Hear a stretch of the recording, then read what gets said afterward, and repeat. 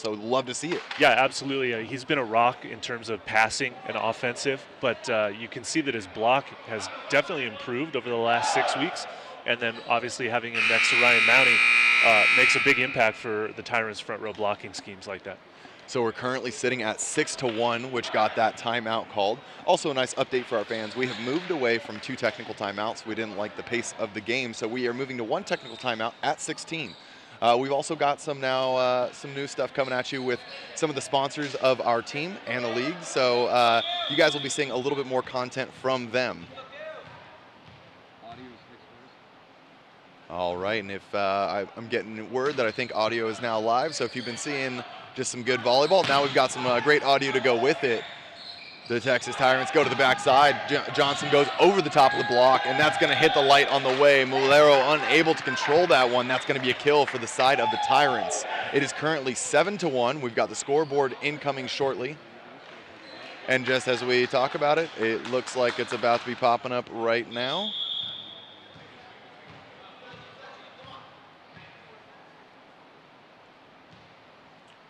Another float from Pasha.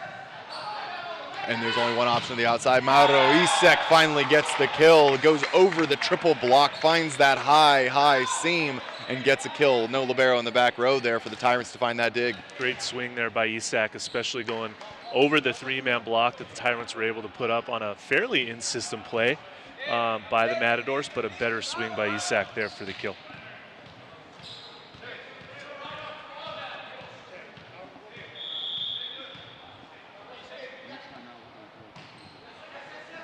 Hand pass by Grasso, steps in front of Robinson. There's Mounty wheeling and dealing early. They want to get him involved, whatever that means. A little bit of a low set, but when you're coming off that, 6 feet off the net, a little bit of a push to feed that one in there, and that's going to work nicely. 8-2 now for the Tyrants.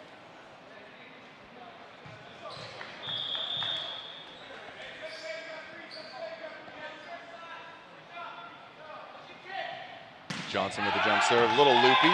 He's one of those guys that always starts with an aggressive jump serve, and as the day goes on, he'll switch between a jump serve and a jump float depending on how much success he's having. Yeah. Sometimes we also see that the double sub come in, so sometimes he won't be serving at all, and they'll bring in, I believe it's Isaiah Afaji that comes in. And there's a float serve right now. Mounty once again turns that one back. You'll love to see the range on that arm swing right there. Vanderbeek not able to come up with the dig. Yeah, give credit to Quinones there, the setter for the Tyrants, to obviously be well aware of the blocking versus hitting matchup and highlighting Ryan Mounty through a front row. I mean, it's clearly a strategy that the Tyrants are trying to establish here. We always talk about it. Get your middles established early. 2 kills already is a great way to start this first set. Hand pass from the Matadors, quick set to the outside, and Mauro Isaac with a big swing down the line. That's the kind of energy. And we always, we talk about Matadors. One of their iconic things that they do so well and can be their Achilles heel at times is they're an energy-driven team. We've got an early morning match. They're a little bit on their heels, down by 5 at 9-4 right now. So they've got to find that little bit of momentum, the energy, and get themselves going. And we're going to see that as Vanderbeek kind of starts to find a couple kills. Mauro Isaac gets involved. Look to Serrano, the setter, number 1, to find a kill. So they got plenty of time here, but Mounty is looking to get some more involvement. Mauro Isaac with the bick, and it's dug by Riviera. Swing high, hands, and that's the dangerous arm there of Grasso, number 9, with a big kill off the block. Yeah, the Tyrants are doing a great job. They've gone on a nice scoring run, established a 10-4 scoreboard at the moment, and this is Grasso's first trip through the front row, I believe. So nice first swing by him on the left side attack. Little bounce off the ceiling there. It's going to be free balled over. Tyrants are in system. Mounty takes ball number 1, goes right to the outside, and there's a miscommunication between Quinones and Grasso. I think Grasso, he's one of those, as a smaller guy, he loves the quick tempo. He loves some little combos, things like that. That was an inside lob route, it looked like, and just a little bit of a disconnect. So shaking his head, looking for, he wants that one back for sure. Yeah, just a little miscue on the timing there. Brett Massetti with a float. Taken by Pasha. And there's the quick set he's looking for, but it's dug by Brett, and that one's going to go just out of bounds. Always love to see middle blockers getting down and dirty in the back row there, but not quite able to find it. Not that time. Not that time.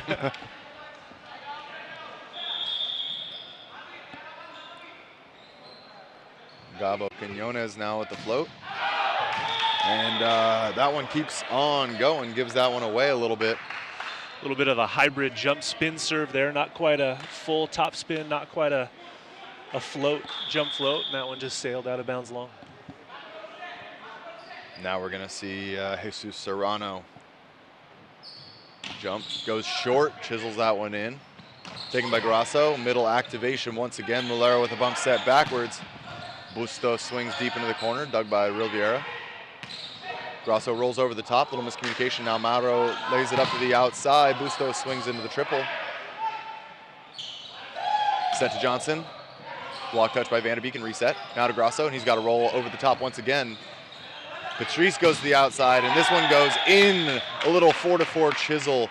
And as much as that's a great rally, you can tell the teams are not quite connecting where they want to be. There's a lot of miscommunications.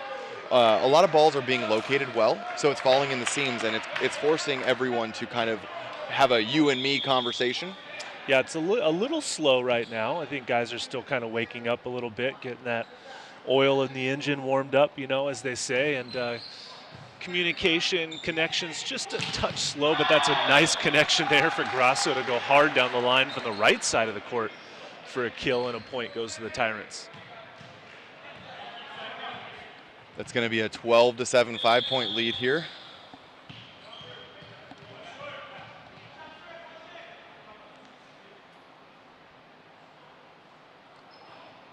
Grasso jump serves.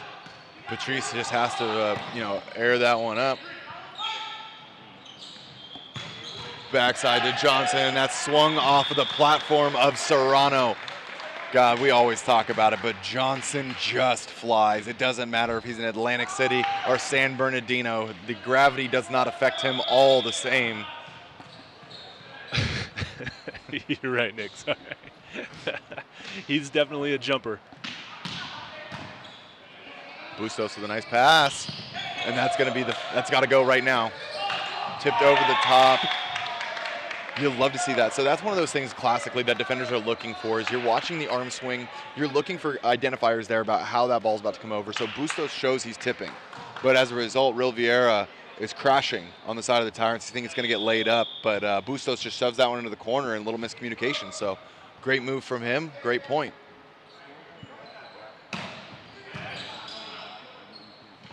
Back set to Johnson, deep down the line. Mulero unable to come up with it, and there is that vertical prowess we talk about.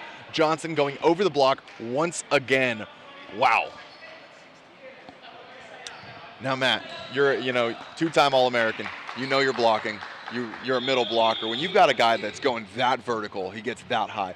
What do you whether it's the blocking technique you talk about, or if you're talking to your pin who might be shorter, what adjustments are you looking to make? In trying to handle something like that? I think people would think they'll have to jump higher and reach higher because of where Tim Johnson's connecting with the ball. That's not always the case, right? You can set up your back row defenders to adapt to where his tendencies are going to take him, but as a blocker, you just want to stay disciplined. Make sure your hands are getting low and over the net so that when he does drop the arm and try to go cross court, you're in the right spot and not chasing it up high where he can usually use your hands or your fingertips to hit out of bounds. Love it, love it. We're always trying to give a little bit of inside information. For anyone at home, you're wanting to upgrade your game. That's how you handle a tough situation like that. Matt, love the insight. And now we see the float serve from Patrice. Hand pass by Robinson, backside to Johnson once again. Off the platform of Serrano, but not able to be corralled back into the court there by Isaac. And that's going to be a point for the Tyrants. And this is that double sub that we talked about. So that's going to be Isaiah Afaji coming in right now, number 11. And that's going to be Daniel Jacobs, number 16. So what this does is this basically gives the Tyrants 9 rotations of front row opposites. I'll get into that a little bit more as to what I mean if you're unsure. But we're back into the action here. Mulero with a pass, one-handed back set. Vanderbeek rolling that one into the corner. Afaji back, and Jacobs off the bench with a big swing. Serrano goes back to Vanderbeek, picked up by Robinson. Vieira bump set, and Grasso goes right back over the top. Brett Massetti tries to tip, but it's kept on the side of the Matadors. And now Isaac takes a big swing, rallied out. Afaji goes to Grasso. Grasso controlled swing, dug by Bustos.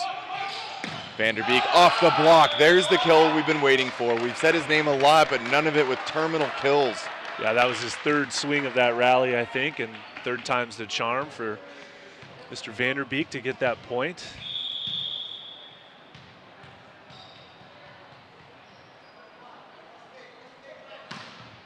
Vanderbeek down the line with the float. Up to that high point of contact. And that's one of those things, right? I love the limit test. You're running a 3 to your middle at, kind of you're aired out at about 12 feet, trying to find that high point of contact. Mounty's a really big guy. So if you miss on that, that's okay. I love it. Run it again. And I think that if they get the pass, you might just see that setback right into the middle. And then there's going to be the swing high hands. Jacobs off the bench doing some damage, and we're at 16. So we're going to go to a commercial here really quick from our sponsors. Check it out.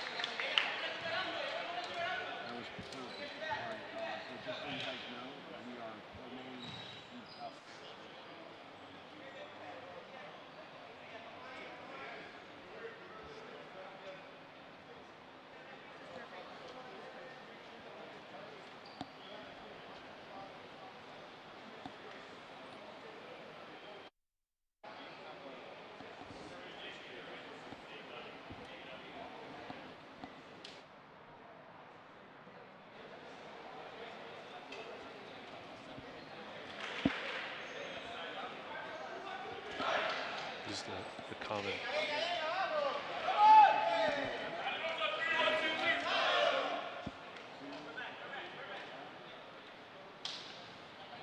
Right there, you see a little bit more information about the 10th and 11th. We'll be right back here in just 1 month's time for the NVA conclusion of 2021. That's going to be our Quest for the Cup conclusion right there. So we'll be talking about the points, the implications, the standings throughout the event. So stay tuned. And if you're not sure what the current standings are, go over to our Instagram account at NVA USA, and you can see exactly where all the teams are currently standing. Now, a quick note, the way that we do our bracketing is that your overall record is the first thing that we look at, and that structures, who's in first to fifth per conference.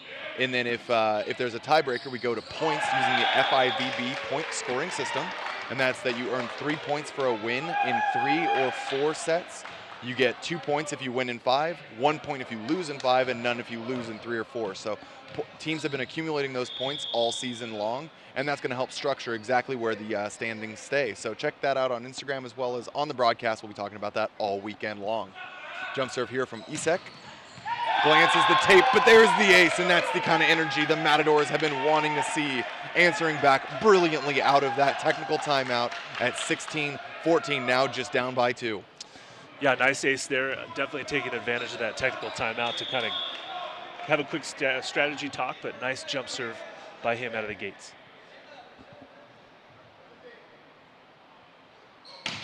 Mauro goes back again, taken by Grasso. Quick set to the outside. Grasso is able to use the left hand there of Serrano in the one-on-one. Little mano-y-mano swing there, and that's always going to favor your hitter, especially at this level. So you love to see Grasso just getting the job done there. And now Mounty with a float serve that crawls over the tape, picked up by Serrano, set to the outside by Massetti. Roll shot over the top, taken by Grasso. Jacobs onto the backside, and there's the double block. Brett Massetti able to get out alongside Bustos, and that double block is able to stop number 16, Jacobs.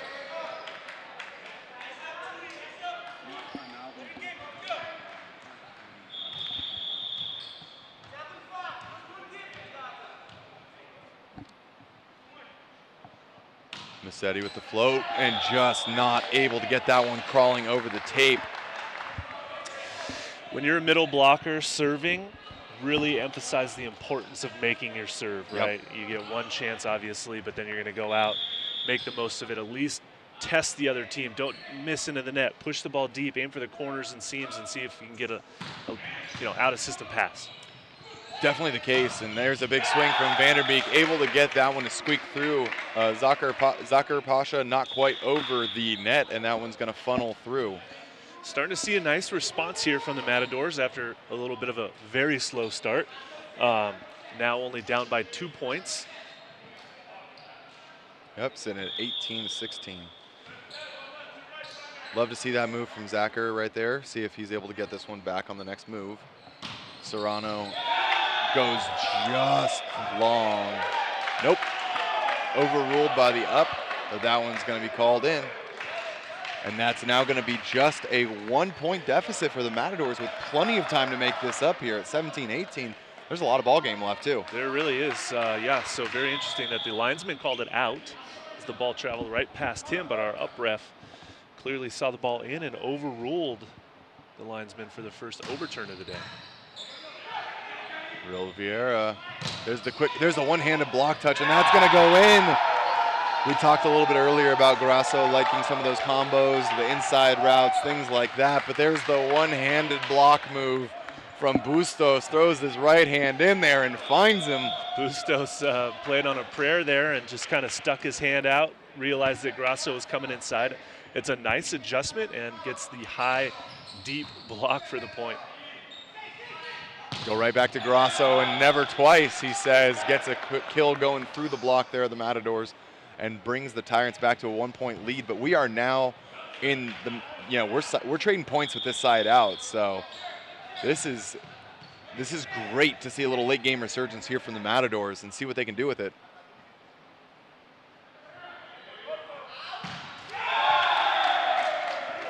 And that's why it's so important, even when they're down by 1, it's important to understand the way that side out scoring works, is that as long as you're within 1 point, depending on who's serving, you're always, one mistake away from being right back to tied up, and there we are at 19 apiece. Don't serve. Real Vieira just keeping that one off the ground. Robinson swings into the triple block punch dig there by Grasso. And that's going to be a little swipe off the block for Tim Johnson. Nice play by Tim Johnson there. Good heads up vision to be able to see the well-formed block, but just kind of do a little modified swipe off the block and out of bounds for the point. Certainly is, and that's one of the things that you see a little bit more with as volleyball continues to evolve, is some of the less swings sometimes and more just the controlled wipes. And things like that are more controlled. Almost, they look like what might have been called throws in days of old, but it's kind of one of those new directions. And there's number 17, Vanderbeek, finding his 3rd kill, able to attack through the side of Robinson and Mounty there. Yeah, you kind of touched on it nicely, Nick. It kind of, the lack of throws that are being called now in today's game, which I think is a good thing because it allows viewers to continue to watch good volleyball. Right. Calling a throw, calling a double now, if it's a really gross double, sure, it needs to be called if it's a double contact. But to extend the rally and the plays, and sorry, I'm rambling now after that nice play, but some good excitement here. We talk about extending rallies, and if there's one thing that Mauro Isaac does, it's he ends points. He stops the rally, so you'll love to see that. And right now you're taking a look at our current standing. So you can see our 2 conferences. You've got the National and the American, and it's a full breakdown. Now the real importance here is throughout the weekend, these teams need to find themselves in the top 4 side of either conference. Matadors is currently in 3rd place right now with 2 wins and 4 losses, so it's going to be critically important for them to earn that win right now to avoid sliding down. So, this one really is going to be an important one. The Matadors also this weekend, they've got the Ramblers, who are 1st place overall in the league, so that's going to be a tough one. So you got to take them where you can find them. Great info there, having that graphic up for the standings to really emphasize how important this match is for the home team. Well, the defending home team here at the Matadors. Yes. Patrice now with the float. Keeps that one in, attacking the front row outside of Robinson. And Robinson goes down the line, and this is exactly what you were talking about. When you're a middle blocker, or anyone in general, you keep your serve in and give your guys a chance to play, make them make mistakes. You love to see that Patrice going after the front row Robinson. He wants to make sure he's passing before he can swing to maybe increase the air, and we see it work perfectly there. Patrice goes super short once again. Tip over the top. Matadors does everything they want, but not quite able to find that tip. That was one of the shortest serves I've seen in recent memory. I didn't think it was going to make it to the net, let alone over it. I thought he was dropping that one 3 feet in front, and that just gave it enough little oomph, and that was that home court advantage. He knows his net system. Isaac passes his hands and back to Vanderbeek. And Thor, number 17, the man with the golden locks, swinging deep, gets the kill. And like we said, he had a little bit of a slow start to the day, but now sitting on 4 kills already, playing an integral part of this late game Matadors resurgence. Yeah, quite a turnaround by the Matadors here. Quick set to the outside, and that's going to be a swing off the block. Robinson answering back nicely. Tyrants down now by just one.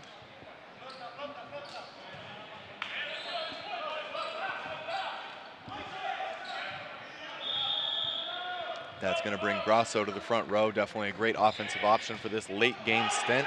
Tight pass, one-handed set. Mauro Isaac free balls it over. Quinones fakes the swing. Stutters the defense just enough and runs Mounty well. Mounty getting involved once again. Can't say his name enough. Yeah, Mounty with the clutch point right there. Much needed by the Tyrants to keep them now tied as Robinson jump floats that serve into the net. Gives Matadors their first chance at set point. Man, you love to see that Robinson was able to find one real point there. A real point being scoring a point while you're serving, but man, that's just one missed serve you can't make, especially with Mauro Isaac on the back line. You're going to get an aggressive jump serve coming at you right away, so you got to handle this. Good pass by Robinson, now to the outside, and Grasso dug by Vanderbeek. It's going to be free balled over by Massetti. Takes Quinones out. Mounty goes back to Grasso. Hard angle, that one's out. And that's going to be the Matadors stealing set one, down from a 5-point deficit to start the set. 6-1. They call the timeout at 6-1, and they come back to steal that set, 26-24. What a turnaround! Wow. Talk about understanding your personnel, though. We said it. I mean, they were just clearly starting slow, and that's one of the things I love as we get to see these, over these 3 events and coming into the 4th and final in 1 month's time. You really start to see an identity for these teams. So it's very obvious in days of old when you looked at other pro leagues or high-level play here in the U.S. Sometimes it was really hard to get a sense of team identity, a sense of consistency, what you can expect. And that's one of the things I love broadcasting with this league, is that you get a sense of what a team should be doing. So when they're not, it's only a matter of time, and it gives you something to anchor in, be a fan of, and see. So it's so great to see that from the Matadors. They answer back, that high energy starting to pick back up and relying on Mauro Isaac as well as Jacob Vanderbeek. Those two getting it done. Yeah, you're totally right, Nick. I mean, it does really offer good insights to be able to see these teams develop over the last, 6 to 8 weeks, being the 3rd event, headed towards the 4th. You see the work that they're putting in, what they've worked on, what they've focused on, and what they've changed strategically speaking. It's great to see the improvements and to keep talking about the players that are the impactful players for each team. Yeah, now right now if I'm looking at the side of the Tyrants, I think the biggest thing is they are normally so in control of the pace of the game, and that one kind of got away from them. It felt like they might make 2 to 3 point runs where they're playing exactly how they want, and then once that ends, they're kind of maybe rattled or not quite ready to just get right back on that horse. And so we saw an uncharacteristic amount of hitting errors at times from Grasso, Robinson. Everyone kind of had 1 or 2, but the problem is when you have 4 or 5 hitters that all make 1 or 2 hitting errors, now you're sitting at 6, 7, 8 hitting errors, and those are going to start to add up. So look for that to mitigate pretty quickly. That's uncharacteristic for the Tyrants as well. Yep. So I would not be surprised to see this going 4 or 5 to start it off. We talked about the fast start that they had up 6-1, right? But overall, that game was still a little bit slow until the Matadors started to respond. They created some sense of urgency. That they were taking the momentum back from their side that they didn't have at the beginning of the set. A couple of aces at the end, a couple blocks, those longer rallies. They won those longer rallies. So nice to see the Matadors respond instead of just kind of, lay down and lose that first set badly. But they were able to come back and steal the win. Certainly the case, and it's one of those things that we're also seeing a lot of long rallies. And from our front row seats here, we've got the VIP seats just on court side. We're seeing that one of the big things is that there's a little disconnect, I think, still from some of the setting to the hitters. And sometimes that starts, whether it's the passing, it's the conversation about what set they want to be running. There's just an all-around, a little bit of miscommunications here and there. So everyone's not quite getting the big swings that we want to see. But as a result, we're getting some fun extended rallies, which sometimes are a little bit lacking or missing altogether in men's volleyball. Yeah. So, I'll take that. Yeah, we talked about it. There was a slight misconnect maybe on both sides, waiting for that breakfast to kick in, or, the first match of the day sort of, fog over the legs a little bit. But, again, Matadors responded nicely at the end of that set to make the adjustments and pull out with that 26-24 win while, now the Tyrants, they got to look at themselves in the mirror a little bit and figure out, hey, we started out great, but why couldn't we finish that one? And see if they can right that ship going into game number 2. And this is one of those interesting things that I would love to talk to the Matadors to understand a little bit better. One of the things that they kind of cycle through more than any other position is their middles. They've got number 18 now making his appearance. That's Gabriel Cruz.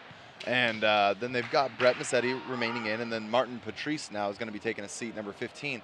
But they just kind of cycle through them in a way that I don't necessarily, I don't always see their rhythm or flow, but all of them are fairly interchangeable, do a great job. So it's one of those things I would love to hear a little bit more from the team on what their approach is to that. Well, if they end up winning this match, perhaps we can get a little coach's insight afterwards on that. Certainly the case. We're underway here for set number 2. Bustos tries to tip to reset. Covered by Mauro Isaac, and that's going to go deep, and that's going to get off the hands of 27, Ril Vieira there. Ril Vieira getting a little caught up with his hands, maybe trying to take that one underarm pass, underhanded pass, instead of passing it with his hands as it deflected high off the block and went out of bounds.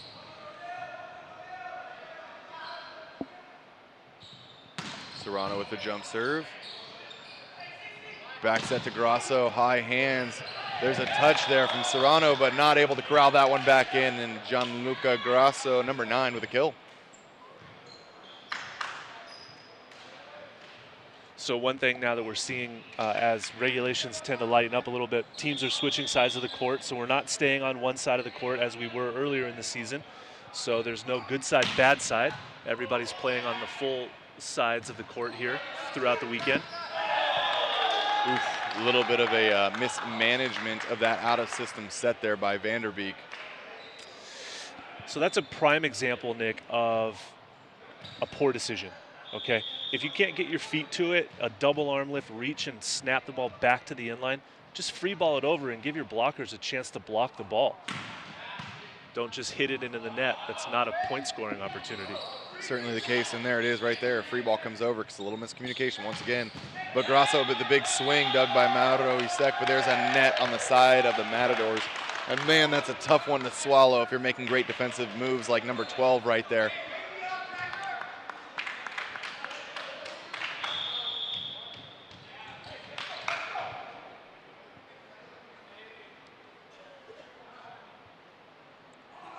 Grasso with the jump. Wow, a lot of pressure there. That one goes off of the platform of Isaac, hits the ceiling, and corrals kind of right back at him. Literally so no one else right back to him.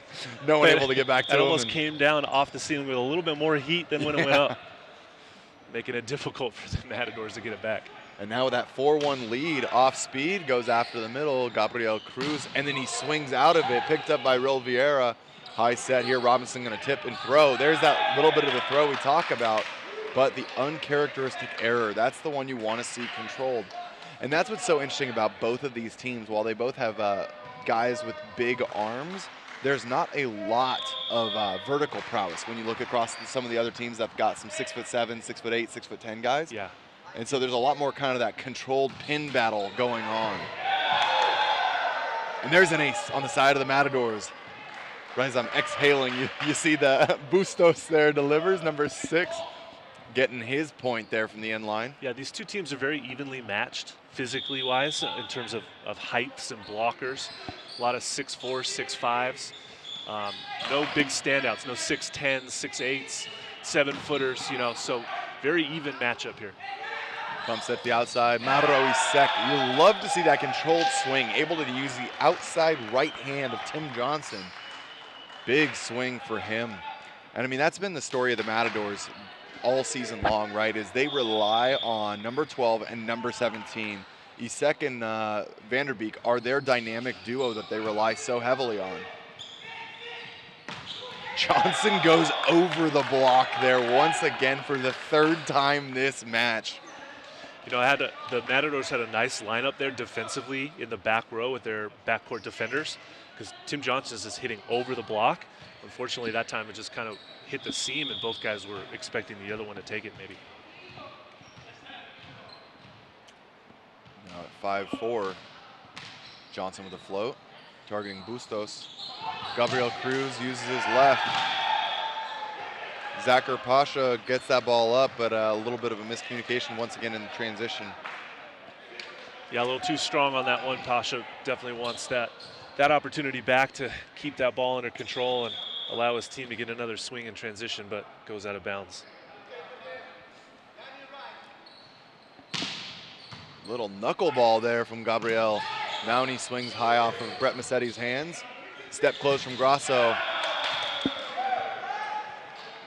And there's just a wealth of hitting errors from the Tyrants right now. Yeah, Robinson's tip out of bounds, Grasso into the net. That's an uncharacteristic hitting error by Grasso, and you can see the frustration from head coach Mauro Grasso about his son's poor decision-making right there.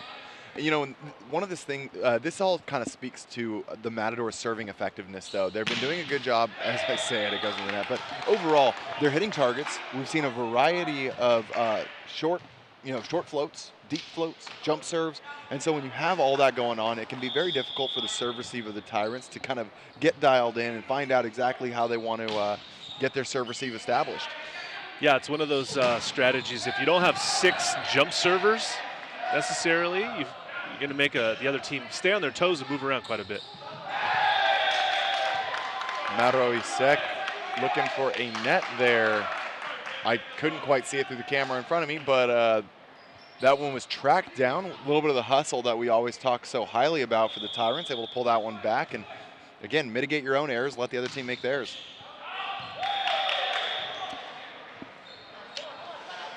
Service errors continue to plague the Tyrants. Unforced errors.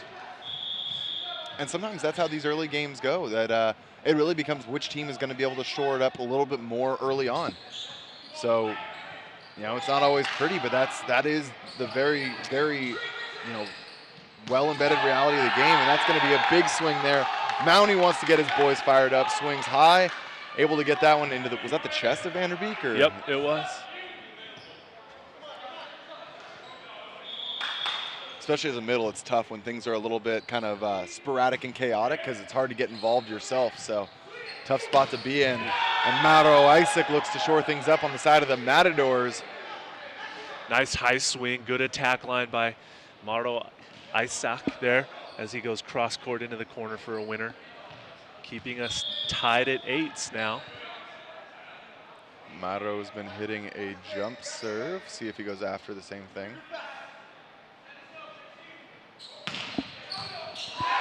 Not only does he go right back after it, but he goes after his target, number 1, Robinson, and gets the ace. We're seeing the Matadors now accumulate actually a pretty good amount of aces so far. Matadors serving pressure has definitely increased since about halfway through that first set. Yes. And it's carried on over into this second set as well. And carried them actually with a 1-point lead now, 9-8. And, you know, we do talk, it's easy to talk about the misserves, but one of those things that we always talk about is an important understanding of the ratio of made serves to misserves. And you see Isaac right there goes back and gets the ace. You love to see that rally continue, but missing the serve, he's gotten his one real point. He's up, 1 on his serving run. So see if the Matadors are able to side back out. Busto covers himself. This one has to go over. Pass by Robinson. Set the outside, and Grasso bangs that one through Jesus Serrano's block. You can still see just a tiny bit off, not firing on all 8 cylinders right now. They're at like 6 or 7 right now, yeah. But the set height, the pass touch just isn't quite all the way up to the net. The connection between the setter and the hitter, just not quite firing on all cylinders. Short serve from Mounty, tip over the top, picked up by Robinson.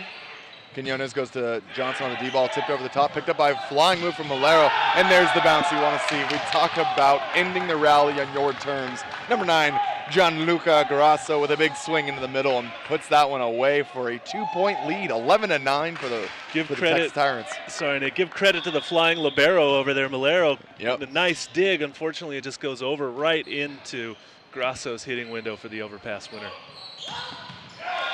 Nice recognition by Bustos. That set carries a little bit inside, but he's able to move his feet, gets there, and beats the one-on-one block move there of Quinones.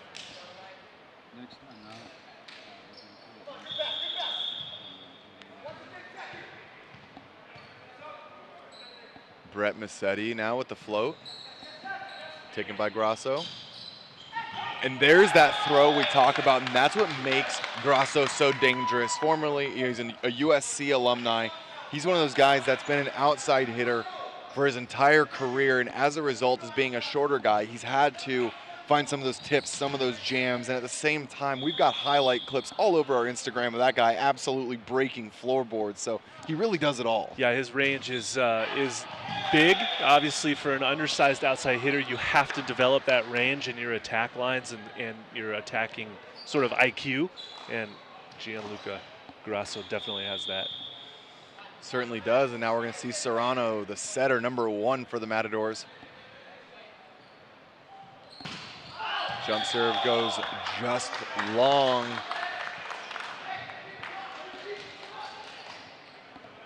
(13-11) now for the side of the Tyrants.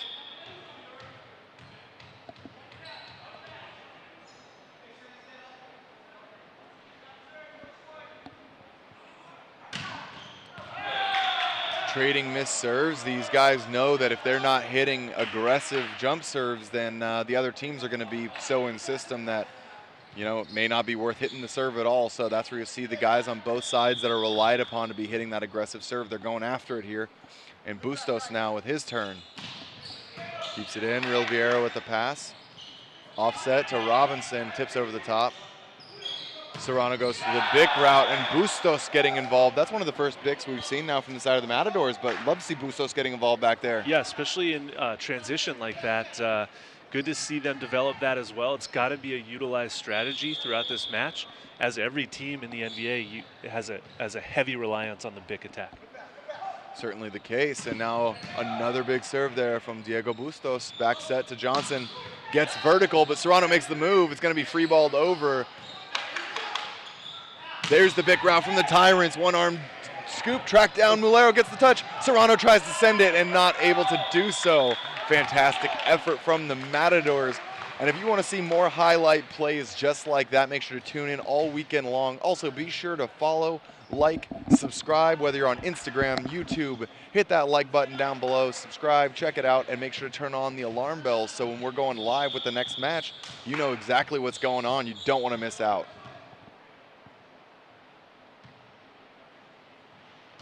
Zachar Pasha with the float serve gets the Matadors moving back there, and Mauro Isaac gets vertical himself, challenging the double block of Johnson and Mounty, and scores the point, tying us up at 14 apiece. Tim Johnson's block just needs to get a little bit more penetration over that net. He just goes a little bit too high. Isaac's able to kind of hit that ball cross court underneath his block. If you don't know, Mauro Isaac has a very, very prolific YouTube channel, about 66,000 followers. Huge presence, loves to do a lot of breakdowns. He's a big presence with a lot of the Mexican volleyball community. So if you haven't checked him out and that's something you're interested, definitely go support him the same way he supports the league and brings a high caliber level of play, especially someone that's played professionally in Brazil for a season. You know, we love to see a variety of players from all over North America get involved. Yeah, it's a terrific asset here for the NBA. Back set, Vanderbeek going high off the hands, dug by Grasso. Quick back set, huge swing. Daniel Jacobs off the bench, cranks that one into the platform of Serrano, determined to make an impact. And that's why you love to see that double sub work so well, bringing Afaji in. And that's gonna bring us to our technical timeout here at 16.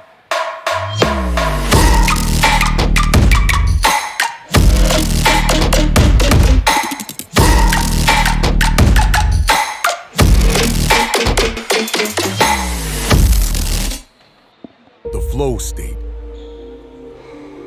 the trailblazer,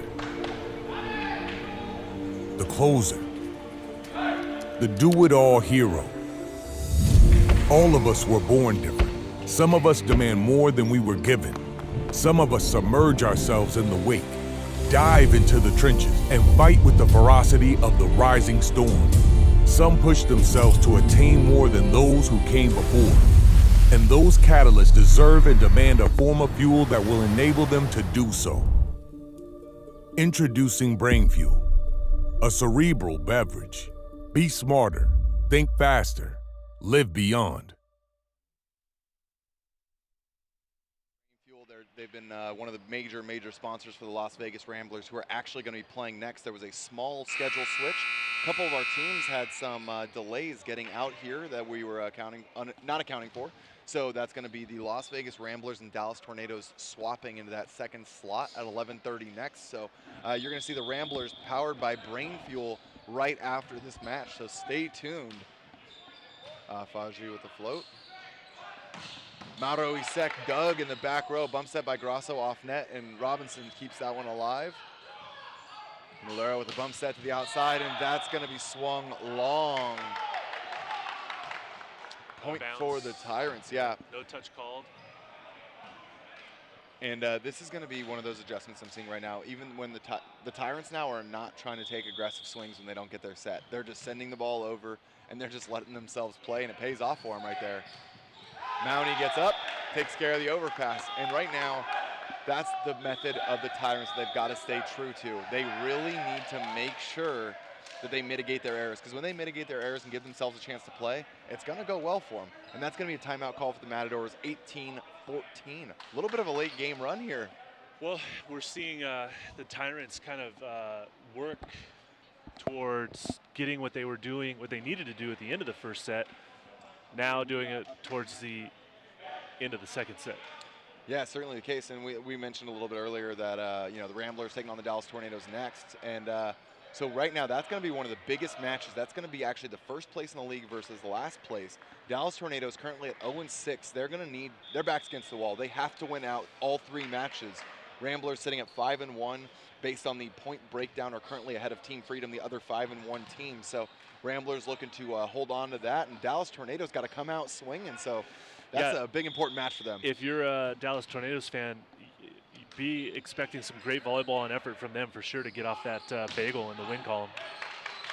We're back into the action here, tight set, and there's why Daniel Jacobs was such a critical part of this roster. He was an NAIA kill leader back in, I believe it was 2017, and he's doing some damage here on the court. A little bit of a tight set, had to wheel and deal, but he gets up, gets aggressive, disciplined swing, hammers it home. Also adding a nice bit of fire to the Tyrant side.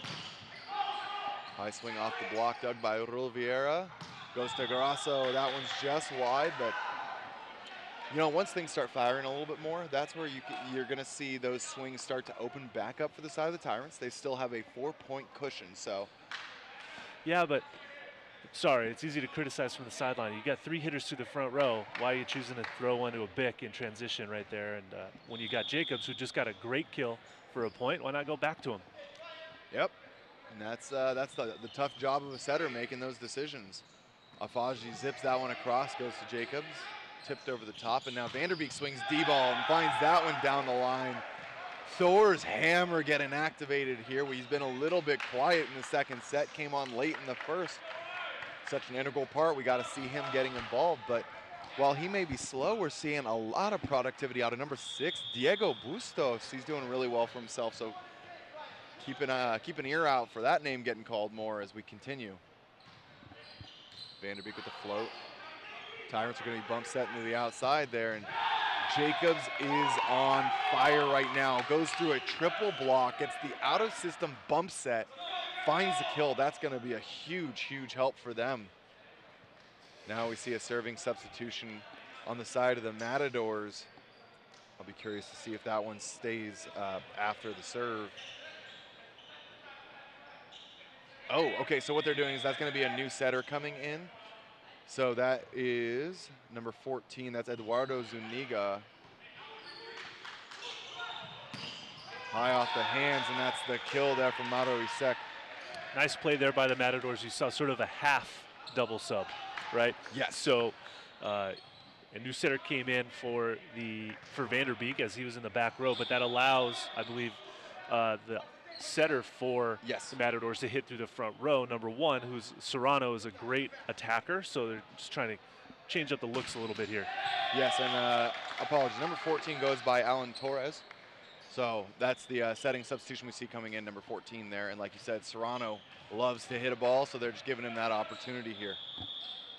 Mounty now going to be hitting that float. Looks to coach Mauro Grasso for the location. They attack the stack there on the backside. And Serrano activated early. They believe in that swing from their setter, number 1.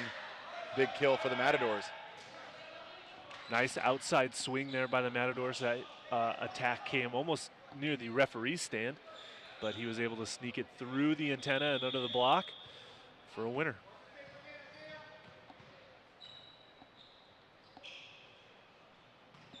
Brett Massetti to Grasso. Backside. And there's a touch on that one. And you talk about find your guy. There it is. 1 rotation. Jacobs finds 3 kills. Love to see that involvement, that reliability. And I'm going to go back. I'm going to, put an asterisk on whatever thoughts I might have had about that, Bick, and say, I think you're right. Go back to your guy. He's hot. Feed the hot guy. Mauro Grasso receives that jump serve. Goes back to Serrano once again, and this is why it's so interesting and so easy to be a fan of this Matadors roster. That little sub just to buy some time, change something up, and they don't have a right side that they wanted to bring off the bench, or it might have been a number of substitutions there. It's just one of those little interesting techniques. So you see Vanderbeek now returning to the floor, and you see the double sub undone on the side of the Tyrants. That's going to bring Johnson and Quinones back in. Love to see these little mind games from these coaches here. Robinson with a tight pass. Grasso tracks that one down, keeps it alive. Vanderbeek swings deep, gets the touch, and there it is once again. He is the late game answer. Love to see him get activated a little bit earlier, but I mean, he's certainly finding his kills now as we hit that second half of the game. Yeah, he's definitely coming in clutch. He got a little breather through the back row there, and now he's been reinserted back into the game through the front row. Matadors taking early advantage of that as they find themselves down by 2 here, and I believe the Tyrants call a timeout to talk about it with Coach Grasso. Nick, if you're the Matadors coach, what are you telling your squad right now? What do you need to do? Minimize errors. I believe in the arms. I believe that Mauro Isaac, I believe that Diego Bustos, Vanderbeek coming on, they have answers. They can score their points, but they need to give themselves that chance. So you've got to minimize the errors, and you're at 22-20. You've only got just a handful of points left. So it's really critical right now that they don't give any away. A good aggressive serves across the boards, hit your marks, but you don't need aces. Yeah. You need to play the rally out. Great insight, Nick, for sure. Let's And see now if they're able to do some of those, insights here as we get back to action. Serrano with the jump. Goes after Grasso. Back set once again. And, if you've scouted or watched Grasso at all, you know that Grasso's the go-to. And that's why they served him, right? Because they want to make him pass before he swings, make that setter, set the ball from over his shoulder. Yeah, especially in that rotation. Little float attack goes after Malero. Now Vanderbeek swinging into the double, and that's going to be kept alive. Tight block sent over there by Pasha. Back set. Bustos is covered by the Matadors, and now we see Gabriel takes a swing in the middle. Back set, sent into the corner. Malero with a bump set to the outside, or to the right side. And there's going to be a net. Wow, that was a lot. That was a lot. That was, look, an aggressive play by Tim Johnson, unfortunately. Just couldn't control his arm as he kind of followed through, and his arm contacted the net for the infraction. Poor timing, unfortunately, but just kind of, it's an aggressive mistake, so I'm okay with that. Yeah, I mean, and a lot of quick pokes going on, and that kind of stuff just makes it hard to have, good decision making, and that's where you rely on your experience. And that's the goes over the top once again, but misses wide. Well, the Matadors once again hanging around, creeping back in now, down by 1. The business end of set number 2, Nick. Make them make mistakes, and there's the mistakes. I think they heard you during that timeout. Yep. Now to Grasso, and Grasso makes the mistakes. We talk about making them make the errors. There it is, 3 in a row. Sometimes, Someone's watching the broadcast and feeding it back into their timeouts, Nick.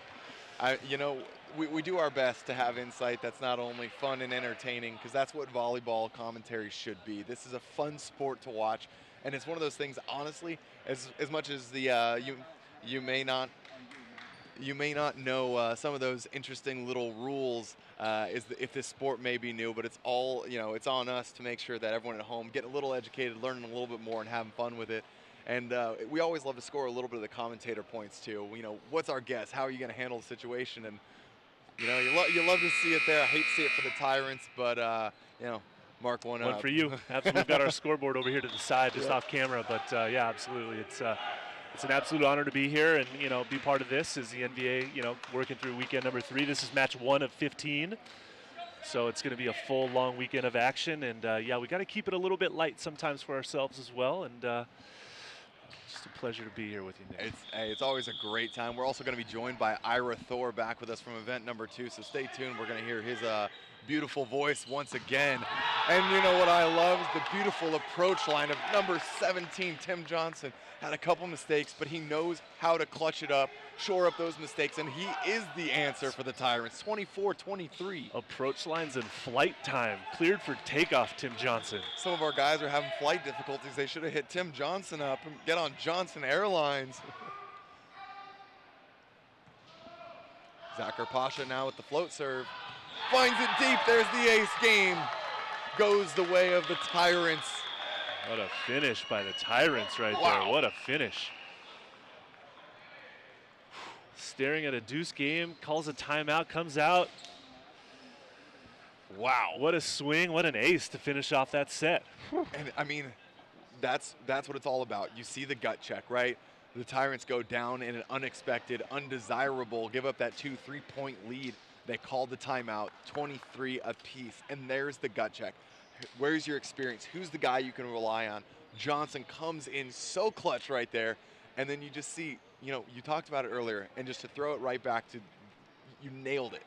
You said, I want to see a middle blocker go in, just hit your serve, and give your guys a chance to play. Number 2, Zachar Pasha goes back there, taps that one into zone 1, goes down the line, gets rewarded with an ace because he doesn't do too much. Yeah, nice finish there by the Tyrants to even this match out. It's very exciting. Obviously, they're 2 very well-matched teams. We talked about it earlier. Physicality-wise, they're very equal, running good offenses. We're seeing good, strong serves from each end line. The Tyrants came back with a nice response, even a little bit of lull there through that second set, but they found it at the end to win, and now we're tied at 1 set apiece. Essentially is now a 2 out of 3 match, right? We're for sure going to go 4 sets, maybe even 5. Nick, if you're the Tyrants, what do you need to do to maintain that momentum in set number 3? Go over, look at the Matadors, take a page from their book. Mitigate the errors. Right now, it's all about, we can hear it. There is some aggravation on both sides of the court. Everyone, whether it's hitters not finding the sets they want, coaches not seeing the moves they want from their players across the board. Everyone on both sides is looking to kind of solve what's not quite shored up just yet. So settle it down. So, dial it back, mitigate your errors. Now find a way back into that. Johnson did a great job right there. Made 2, he netted, swings wide, doesn't find the court, comes back in, regathers himself, huge swing at the most critical part of that set, gets the kill, and I want to just see that across the board. Guys don't do too much. Grasso has a huge workload on his back to be one of the biggest, passing pieces in that serve receive, play great defense, and then to hit on the outside. And it's a lot, the way the team relies on him to produce. But sometimes just take a breath. If you're delivering the way you need to, and let your other guys be those integral pieces, that's really going to be what you want to see from the adjustments. On the side of the Matadors, keep your guys involved. They made some nice adjustments there. I like that little substitution, bringing in Alan Torres. Let Serrano swing for 2 kills there, get a little bit of contribution. Let Vanderbeek get a breather, recenter himself, comes back in. So, it's not like either team needs to make a lot of adjustments. They're starting to play their games. They're starting to see what the other team is running at them, and they're both making their adjustments, utilizing a couple of guys off the bench to change it up a little bit. But nice response by the Tyrants. See how the Matadors can come out of this game and see if they can start a little bit faster instead of running out of time at the end when they start to create some momentum for them on their side. Certainly going to be the case here, and it looks like no roster adjustments from the side of the Tyrants. Matadors are going to have some small ones. We're getting those put in right now, so we'll update you shortly.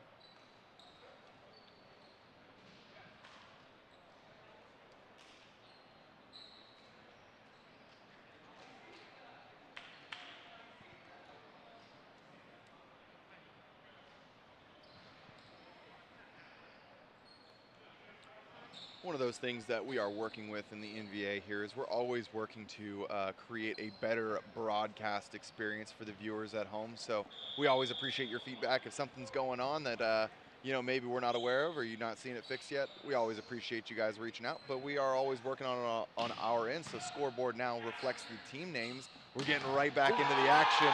And there's the swing you want to see. That's the Grasso we have yet to see today. Wow. And there he is. Wow. Lightning quick turn down the line, catches Serrano right off the forehead. The ball goes out of bounds, out of play. What a swing to start this third set. Wow. He's one of those guys that he's an emotional player, and man, he turned that emotion into power right there. Float serve goes short. Feed to the middle. Martin Patrice, after sitting out set number 2, makes his return. Number 15 gets the kill. We're also seeing that Vanderbeek is taking a breather on this one and is currently being replaced by number 9. That's going to be George Cabrera.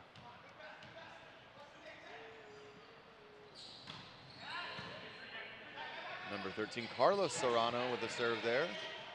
Serrano to Serrano, outside to Mauro Isaac, dug by Riviera. Anthony Robinson digs a huge track down, and that one's going to be sprayed out wide. You know what? That's what we saw event number 1 when we were seeing Tyrants for the first time.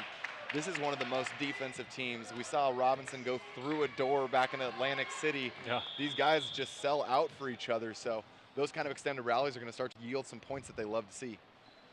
Yeah, great effort, just came up a little bit short. Dug by Carlos Serrano. Set outside, and there it is, attacking into the triple block. Mauro Isaac, he's really been an anchor for this team, for them to rely on and kind of start to build their momentum off of. No surprise, but you'll love to see it all the same. Number 12 having a great match so far. Yeah, great hitting line there as he attacks the line blocker.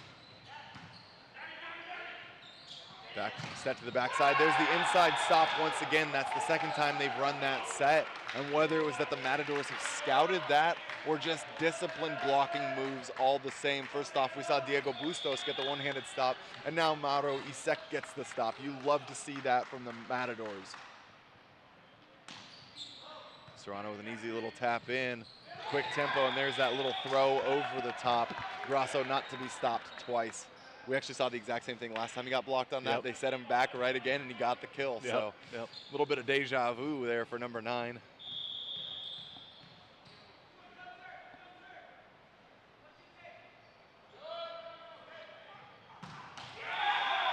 Jump serve into the net, and that's going to be a 3-point lead now for the Matadors. I do want to take a quick second and thank the Pierce Sports Center out here in San Bernardino, California for hosting us all weekend long. We'll be back here in 1 month's time. We're here at Event 1. It's a great space. We're continuing to upgrade, and they're working with the NVA regularly to make sure we have a great place to play. So huge shout out to them. Thank you. And if you're in the area, stop by. Fans are welcome all weekend long. So Southern California delivering some pro volleyball on your doorstep. It's a quick drive out, and we'll see you here. First-class facility here at Pierce Sports Center, so thank you to them for letting us bring our professional men's volleyball indoor league here. Always thankful for our partners that are working with us day in and day out. And there you got to see our Mikasa, the proud ball sponsor of the NVA, served into the net. And while that may not be the high-quality touches we love to see, they are high-quality balls that we get to use all weekend long and all training at all the trainings for these teams. So thank you once again to Mikasa. We appreciate what you do for our league and helping to grow the sport. Mounty with a big swing. His name was a little quiet as the passing was a little bit off kilter. And number 9 there, that's Jorge Cabrera with a big kill. The Tyrants, if they want to make a little bit more impression throughout the set, I think they got to set Ryan Mounty more. Yes. We're not saying his name enough offensively speaking. Oh, but you talk about middle involvement. There it is. Number 18 for the Matadors. That's Gabriel Cruz. Wow, what a huge kill for him. And that's something they've relied on. He's one of their most explosive attacking middles. Like, he gets the big kills, the flashy ones. You love to see him because that'll help get the guys, you know, pumped up, get them going. Yep.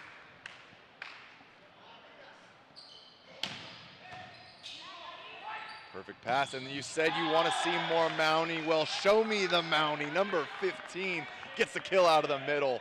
Second one of the sets, or yeah, set 3 here. You like that one? That was a good one, Nick. That was good.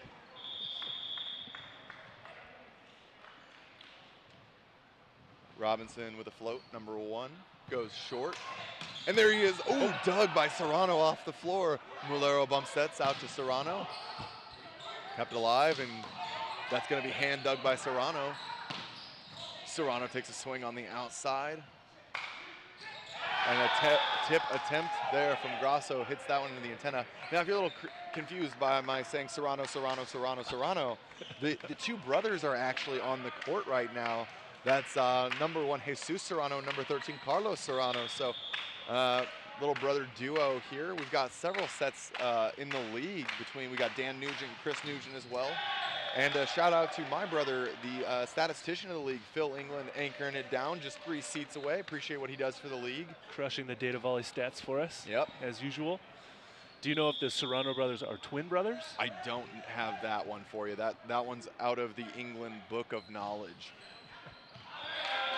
Mountie sends that one long. Couple traded missed serves here, but we are at 9-6. Matador sitting on that 3-point cushion. Certainly in a nice spot for them all the same. So, you know, the ball's in their court to continue with a lot of serving aggression.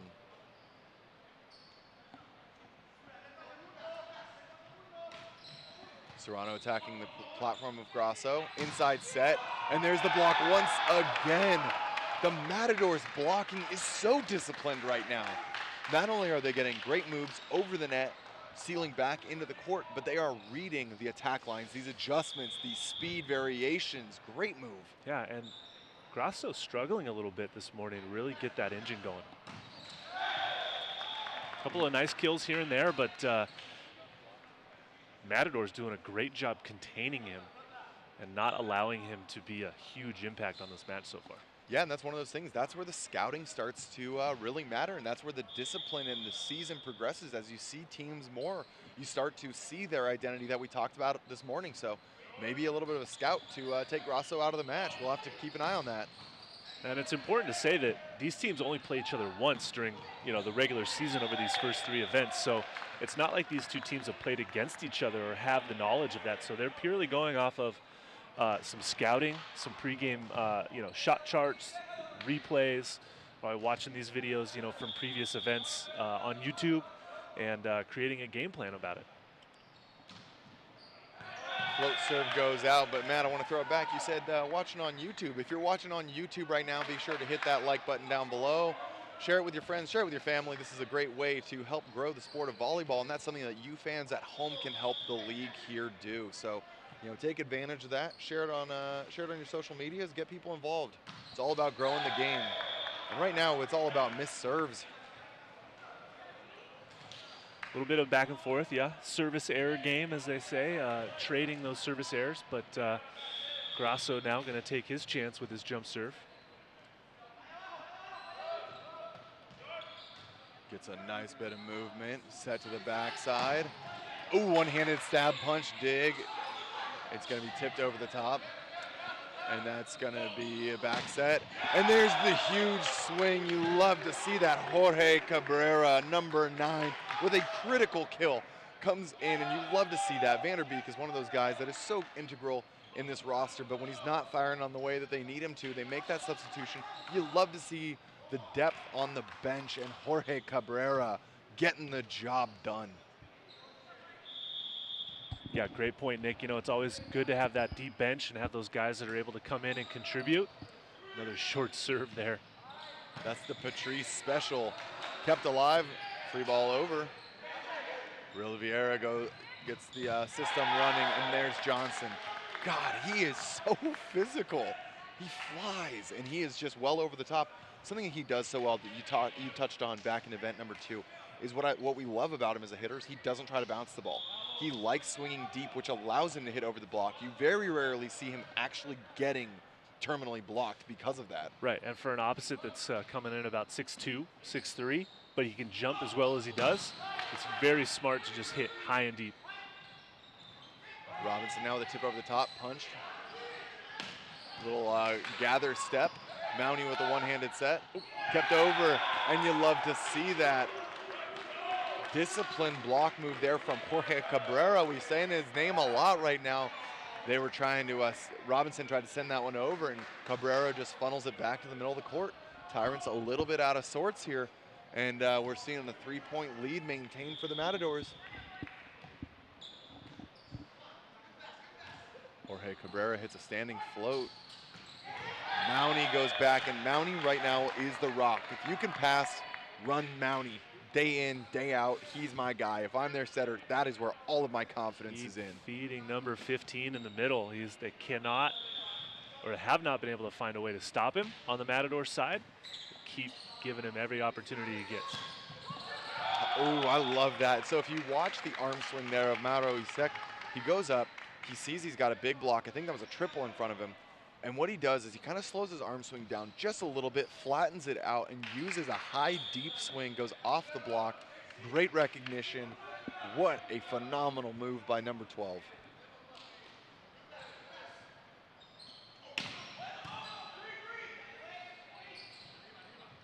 Tip over the top, and that one swept. Wow, what hang time there from number 18. Cruz is just up there taking a nap. He's up there for so long. What a hang and swat, a little bit of a beach block right there that I used to see on the AVP tour. Jumping late, waiting for that roll shot to come back, and then just hanging and throwing it down. Love to see when middles can get involved like that. Now a 4-point lead. The Matadors opening this one up. They go after Mounty, stab punch kept up by Cabrera, and now Mauro Isaac gets involved in the Bic. Wow, this is the Matadors roster that you have to fear. This is the Matadors roster that does not reflect a 2-4 standing. Yeah, absolutely. I mean, they're starting to fire on all cylinders. For sure. Focus. Good pass, put it down. No, come on. Closer. Good pass, put it down.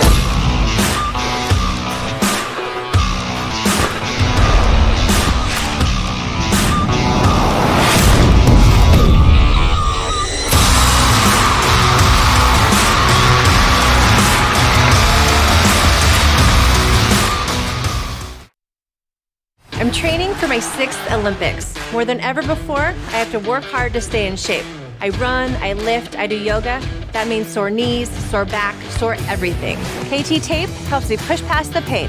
Used by athletes around the world and at home, just like you. KT Tape relieves the pain of aching muscles and joints. Perform at your best. Easy to apply. Use it for many common injuries. KT Tape. Train longer, finish stronger. KT Tape works for me.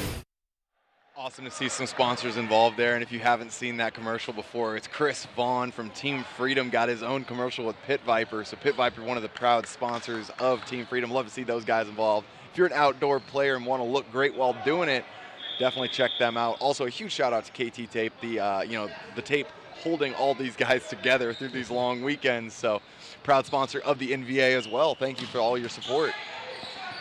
Rolls over the tape. Grasso goes outside to Robinson, and it's going to get free-balled over once again. Block touch extends the rally. Robinson swings deep.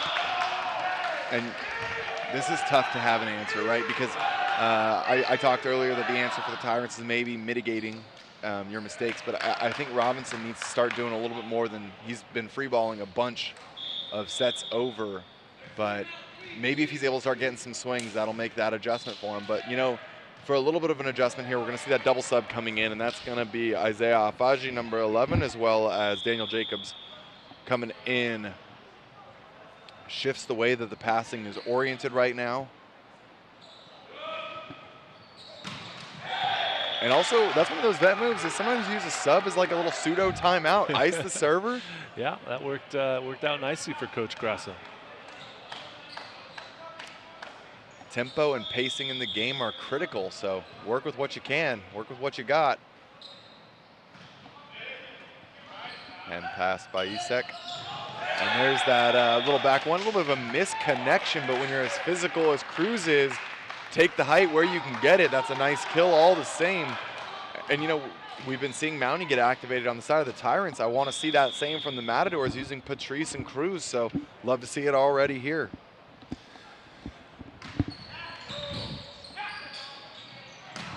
And that's going to hit the antenna. The Tyrants really need Grasso to find himself here. That's an unforced hitting error into the antenna. I'm sure they're probably going to talk about it right now, but the Tyrants defensively just aren't quite there. They're not diving for balls. They're not extending the rallies. The libero getting burned on maybe being out of position on his defensive stance. Tyrants really need to figure out kind of what they need to do to address in order to pull this game back together, but then also create a little momentum for game number 4. Really is the case. I mean, a 19-12, you're almost at the point where you say this one's over. A 7-point lead.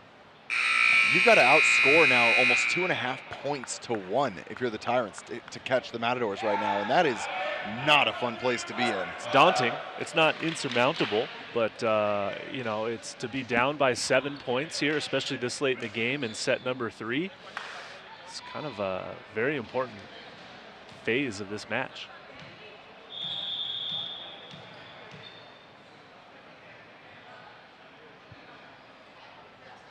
Cruz with a jump serve.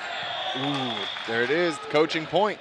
You see that timeout gets called? Yeah, helps the cause. And now we're going to see Austin Lovett, number 22, subbing in for Zachar Pasha. Tyrants are basically looking, they're very shallow on the bench this weekend. They've only got four guys over there. So at this point, you have now seen every single Tyrant this match hit the bench, or hit the court. So it's a team sport for a reason, Nick. It certainly is. Mauro Isaac type pass gets the guys involved, and that's a nice set to Serrano. When you can pass like that, you can run the offense any way you want it. The Serrano to Serrano connection, like you said earlier, brother to brother. A little bit of that non-verbal connection. Oh yeah, certainly the case. Big jump serve. Back set. Jacob swings long there. Tyrants just struggling to find the court now. And it speaks volumes, I think, also some of the pressure we've seen from the Matadors block. You know, they've been getting some good terminals, and if you're a hitter that you get blocked down a couple times, you start trying to adjust your swing, and maybe you're outside your comfort zone, and we're starting to see that make some impacts here. Tyrants just looking a little bit flat. Coach Grasso just imploring them to get some fire under their bellies. Nice hand dig from Serrano. Rolled over the top. And there's the one-on-one block. Lovett comes in, but not able to get that one through the big wall that is Patrice, number 15. Unfortunately for Lovett, that set just didn't develop high enough. Kind of left him trapped low and tight, right into the waiting hands of the Matadors blockers. Serrano continues with the pressure. One-handed back set, has to be managed. Isaac runs the big, dug by Afaji. Now Grasso swings in. Mario Meza in with the red jersey now. High swing off of Robinson.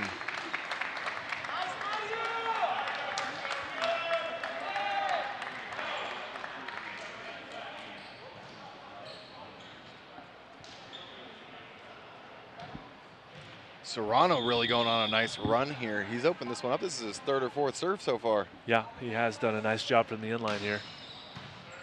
Just applying constant pressure. And there's the middle run. Love to see it. Love it getting involved. I didn't mean to do that. I said, love to see it getting involved. Love, yeah. Sorry, that was not intentional, and I tripped myself. Great kill for the Tyrants. Love to see that answer back.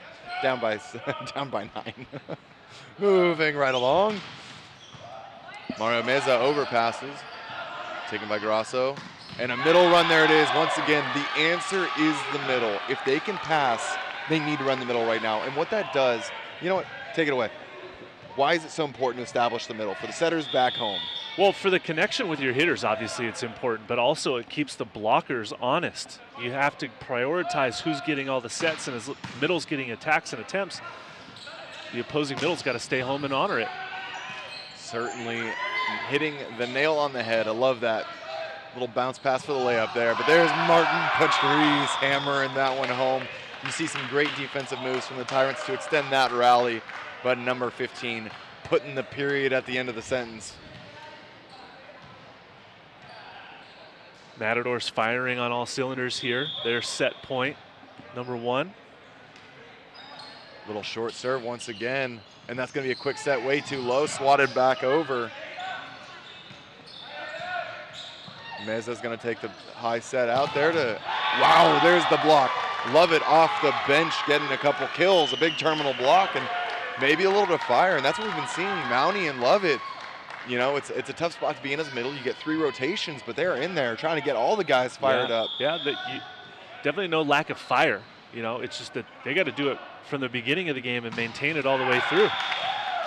Service error gives the set to the Matadors, 25-16. Now we're seeing a 2-1 lead, and we talked a little bit about the importance of this. For the 2 and 4 Matadors, you got the 3 and 3 Tyrants, so it's really going to be important. Also because when we talk about points, I touched on it earlier, it was a little rush. So if you weren't here, we're going to go over it one more time. We talk about FIVB points, and we use this as a tiebreaker. And so the way that works is you get 3 points if you win a match in 3 sets or 4. You get 2 points if you win it in 5 and you go the distance. But it also rewards the loser because you get 1 point if you lose in 5. If you lose in 3 or 4 sets, you get no points. And so why that matters is these teams have been accumulating points for the entirety of the season. And now you look at their matches. So being 3 and 3 for the Tyrants, I believe they're 4 and 2 actually, 4 and 2. They had a 3-0 weekend. They found 1 win in the first event. So they're currently tied with the Stingers. So then you look at the points, and the Stingers have more points than the Tyrants, which puts the Stingers ahead of them. So that's where the point tiebreaker really comes in. So they need to find a way, and you're going to see standings here in just 1 second, but that's why it's so important to get these points early on. Now on the side of the Matadors, points are important, yes, but they need match wins badly. At 2 and 4, 1 more is really going to be critical. Bring them ahead, because they're right now head and head with the OC Stunners. And if you saw the Stunners last event, there's a good argument to be made that they're the best team in the league, and they're sitting at 2 and 4 right now. So that'll be that's a tough spot to be in. And the Matadors, they've got to take care of business. They got a big weekend right now. Well, the importance of the win-loss right now is definitely emphasized, as this is weekend number 3. Okay, they're playing match number 7 of their 9-match sort of season-long schedule. So yeah, the wins, losses are very important. Those points that they're accumulating throughout the season, those are going to come into play. Those are going to be a determining factor on who advances to weekend number 4 and that single elimination tournament to determine the 2021 champions. Perfect. And so right after this this match wraps up, so we're currently at 2 and 1, favor of the Matadors. You can see right now we've got that next match is going to be the Dallas Tornadoes against the Las Vegas Ramblers. Again, that swapped with the 4:30 match. We had some teams delayed on their flights, so the league made a quick decision to make sure that we were going to see the best rosters for all teams, and so the teams were all able to put that together. So Dallas Tornadoes, Las Vegas Ramblers. That is going to be a must-win for the Tornadoes, and man, that is going to be an absolute tough uphill battle. But it is. They're going to be facing a very good Rambler squad, who's gotten better for sure since weekend number 2 in Atlantic City. And the Tornadoes, they're really searching for their own identity and putting the pieces together. It'll be an interesting match to see. Yeah, you're going to see, if you haven't heard his name yet, Brandon Rattray, one of the biggest pieces in the NBA, a huge powerhouse, one of the most explosive hitters.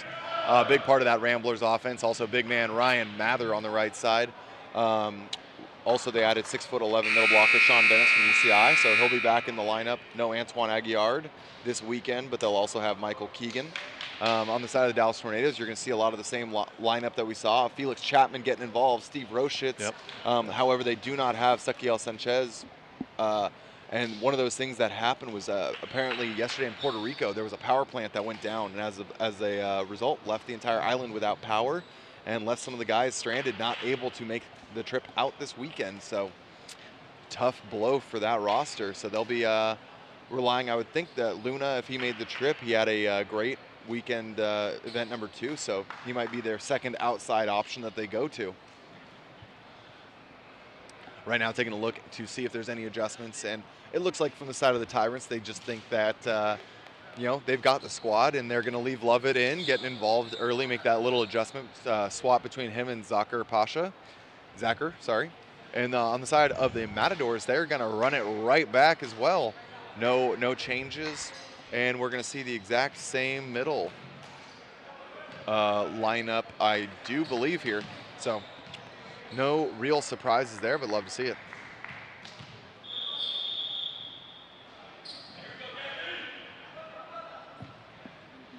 Float serve. Dug by Riviera. And that's going to be kept alive. Ooh, I thought I saw a block touch. Oh. I thought I saw the ball go into the tape as well as hit the block there. I thought that was just continuation. The way that the net came down looked as if it came off the hitter's hand, right? I'm not too sure how the blocker could have caused that net action to take place, but our team in black here, they saw it, obviously, our crack team referees. So, see, there's no arguments being made, and play on. Quick set to the outside, and there it is. Serrano puts it away. Double pop to see who is going to get that set, leaving an outside hitter with no blocker in front of them. So, nice. That's credit to Serrano there, number 1. Jesus Serrano, great adjustment there. Grasso with a tight pass saved, and he's able to battle out. Wow, what a save from Quinones, the back row setter, so he can't go over the net.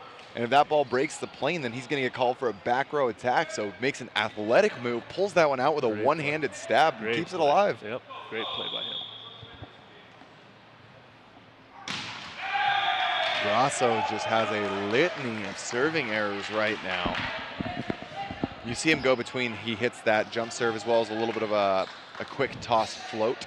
So maybe see him go to that to mitigate some errors here as this progresses. Grasso just not 100% today. Not too sure why. Just hasn't been his normal self.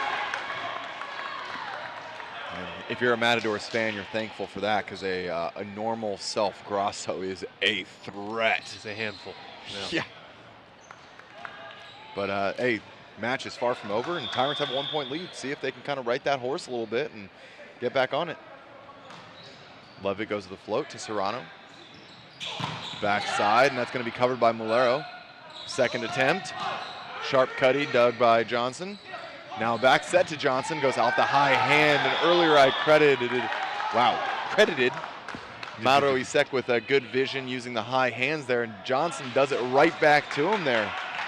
Yeah, nice play by him. Good action right now. It's a pivotal set number 4. Tyrants facing a loss if they can't figure out how to win this one and extend to game 5. High touch off the block, dug by Lovett, middle back. Now Johnson taking that high rip once again. Now we see the big triple block rolled over the top, dug by Grasso.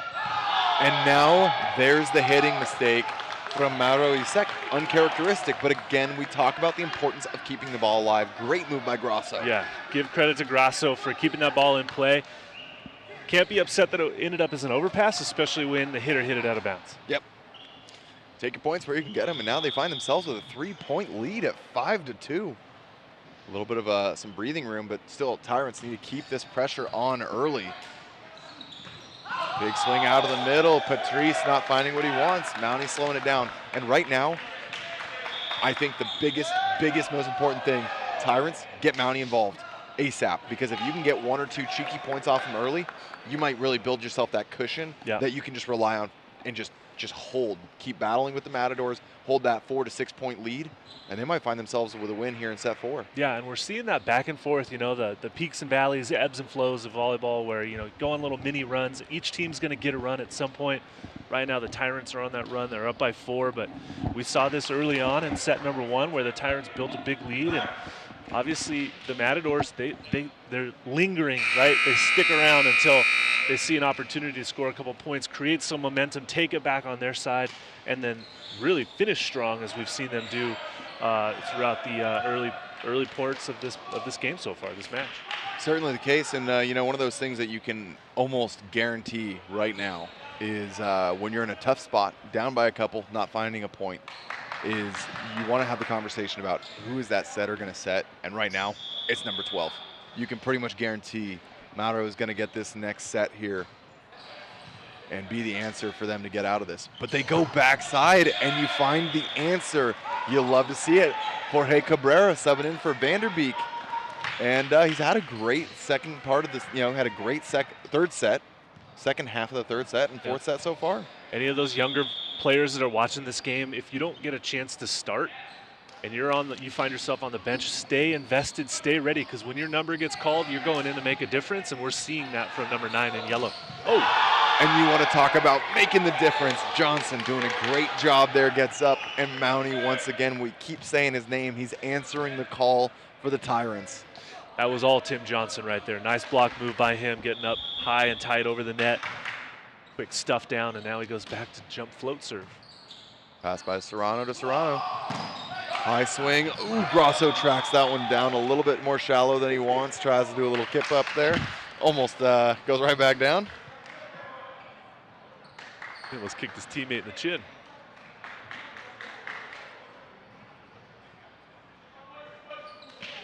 And now you see the lead goes just to 3 with Jorge Cabrera now to serve.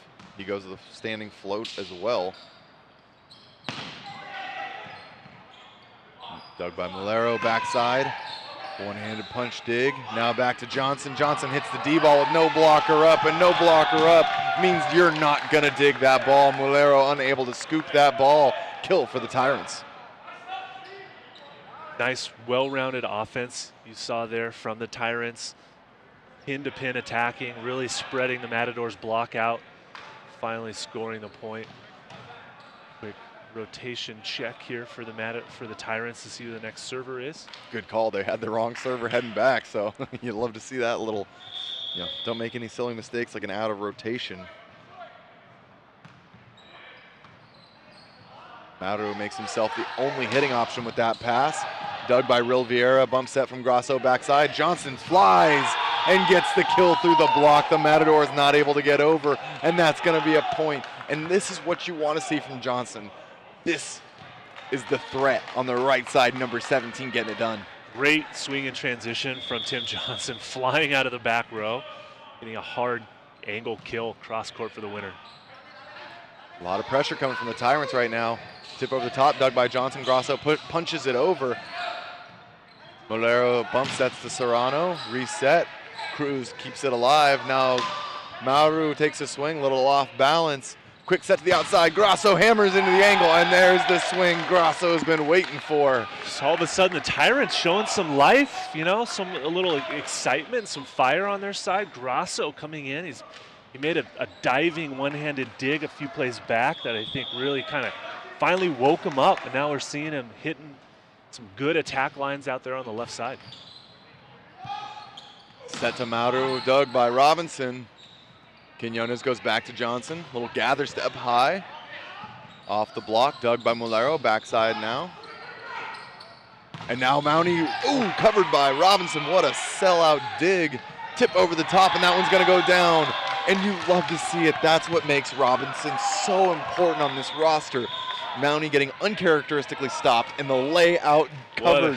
What a cover by Robinson. I mean, wow, out of nowhere, the reaction time on that to just get his hand underneath the ball and is able to keep it alive, and then a nice heads-up play by Grasso to just tip it just gently over that block for the point. And there's going to be a timeout called on the side of the Matadors, and we're seeing that same swap coming in there. So that's going to be Alan Torres, number 14, coming in as a substitution option. And they're going to let Serrano swing through the front row and give Jorge Cabrera a little bit of a breather there. Nick, 7-point lead right now for the Tyrants, okay? What do you think Coach Grasso is talking to his guys about? I want to start green lighting my hitters again. I want to get guys confident. I want what that means. So when I say that, what I mean is Johnson's doing a nice job of, he's kind of progressed himself right back into the offense. He's firing. I want to start getting Grasso firing. I want to get him that huge swing we see right there into the angle. We need to see more of that. Get the right servers kind of making those moves. When you have a 7-point lead, you built yourself a cushion and a pillow to start being more aggressive. Get your middles back involved. See if you can force them a little bit. If you make the mistakes right now, this is the time to make it. But get the guys back activated, and that's what we're seeing. Yep, great point. Robinson with a deep float taken by Mulero. Quick set to the middle, and there's Gabriel Cruz. We talk about his offensive prowess and what he brings to the table for the team in yellow. Able to pound that one through the block. Matadors need to activate their middles a little bit more, like you like to see out of them. Middle activation throughout this set. Keep it close. See if they can create some problems for the Tyrant blockers. Quick set to the middle, and there's Mounty returning in kind. You love to see when the setter is determined to not let his player be outshined. Gives Mounty the ball right away and says, my guy can score too. Back and forth, middle blocker, middle hitter, attack competition going on. The game within the game, as you like to say. Yep.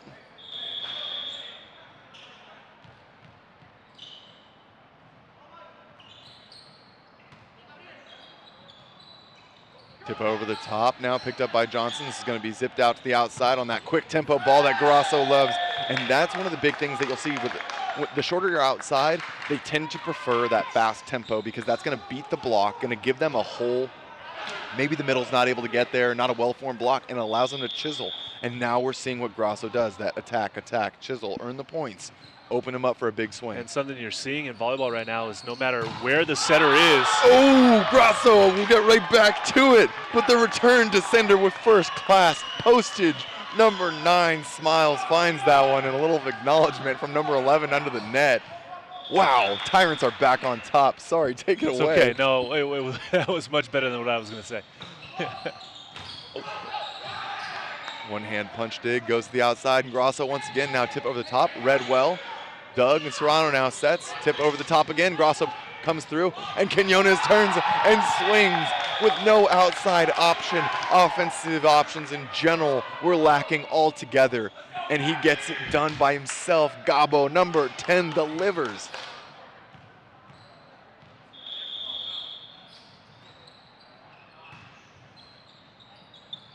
Ooh, misconnection. Malero's going to free ball that one over. And there's the tight joust. There's the jam. We talk about the offensive prowess time and time again of number 1, Jesus Serrano. But right now, all eyes are on the setter for the Texas Tyrants. I'm number Casey Adams, 10. President of Visible Supply Chain Management. Getting it done E-commerce on the growth net. has exploded since the onset of the COVID-19 pandemic. Got a little and that commercial creates here at unique 16 shipping all. challenges for Stay e-commerce tuned. companies. First, we have a strong team of professionals with immense supply chain knowledge. This team builds solutions and strategies to help mitigate any challenges clients are facing. Second, we have fulfillment centers across the country, which gives us the flexibility to adapt and scale rapidly to customers' changing needs. Third, our clients have access to a wide range of shipping options through our network of trusted partners. And finally, our expanded portfolio of service offerings enables us to manage customers' supply chains on a global scale. There are many solutions and strategies that can help you overcome holiday shipping challenges, and we're here to support you every step of the way.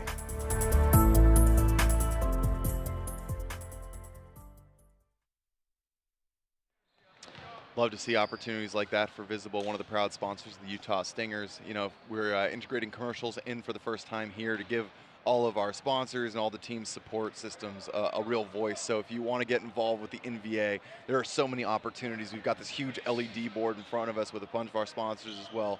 Plenty of ways to get your name out there and alongside this great high-level volleyball that is here to stay in the U.S. So if you want your opportunity to get involved, make sure to find your local team, find some guys, and you know, the league is always ready to find great partnerships. And now we see number 6 for the Matadors subbing back in. That's going to be Diego Bustos coming in for Serrano, number 13.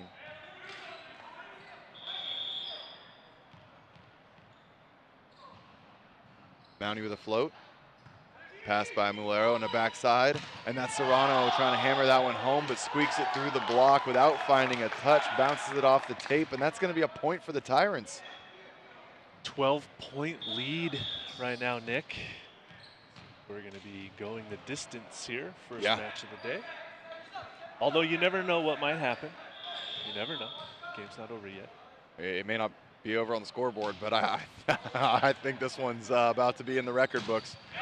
Still love to see Cruz answer back. So right now, my biggest focus is, if this is the case, right, like, not obviously anything, a situation the Matadors want to find themselves in, find a system, find a lineup, and find some energy that's going to work for you, and start developing that. Scoreboard doesn't matter, because that is such a huge uphill battle. Find something that if you go to that 5th set, you can rely on what you've been developing. Yeah, momentum. Create momentum on your side. That's the word. You might not win this set, but if you can bring it back to within a reasonable distance on the scoreboard, so you're not losing by 10, 11 points, maybe you lose 25, 16, 17, 18, something like that. Create some momentum that you can take with you into set number 5 that you're able to build on. So you're not completely starting from scratch again, but you've got some kind of momentum going that you can get excited about.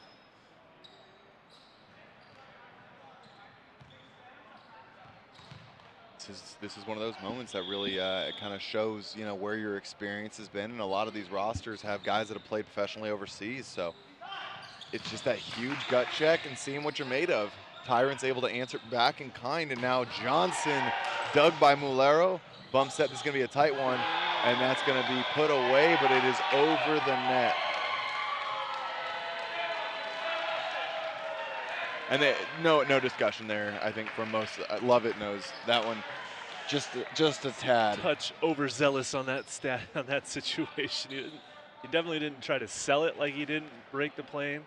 Pretty easy call for the up ref there. Nice dig by Mulero. Let's give him credit to give a nice little scoop to that one. One-on-one blocking move in front of him. He had all the world to try and play defense for, and he's able to get a big scoop.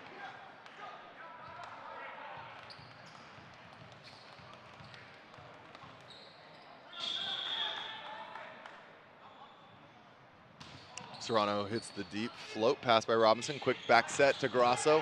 Able to jam that one down. Had a couple swings like that throughout the match where he's hit the antenna. Able to, avoid that here. We're seeing Grasso kind of get his ship righted. Love to see that. He's such an integral part. And as we talk about his kind of comeuppance again in this match, there's an 11-point lead. It kind of is all clicking all at once, Oh. And you talk about clicking all at once. Number 1, Robinson with his 3rd block of the match. What a huge contribution in a one-on-one situation. You love to see that. Great blocking move by Robinson there to show line and then dive into the angle late, seal off that cross-court attack. Out of Graceland University, just showcasing that discipline on the net so far this match. There's the float serve I mentioned earlier from Grasso, goes short. And now the big route. Mauro Isaac with a big attack out of the middle. Much needed point here. But again, we're so used to hearing the Matadors kind of erupt and get loud and rowdy, and a little bit quiet there.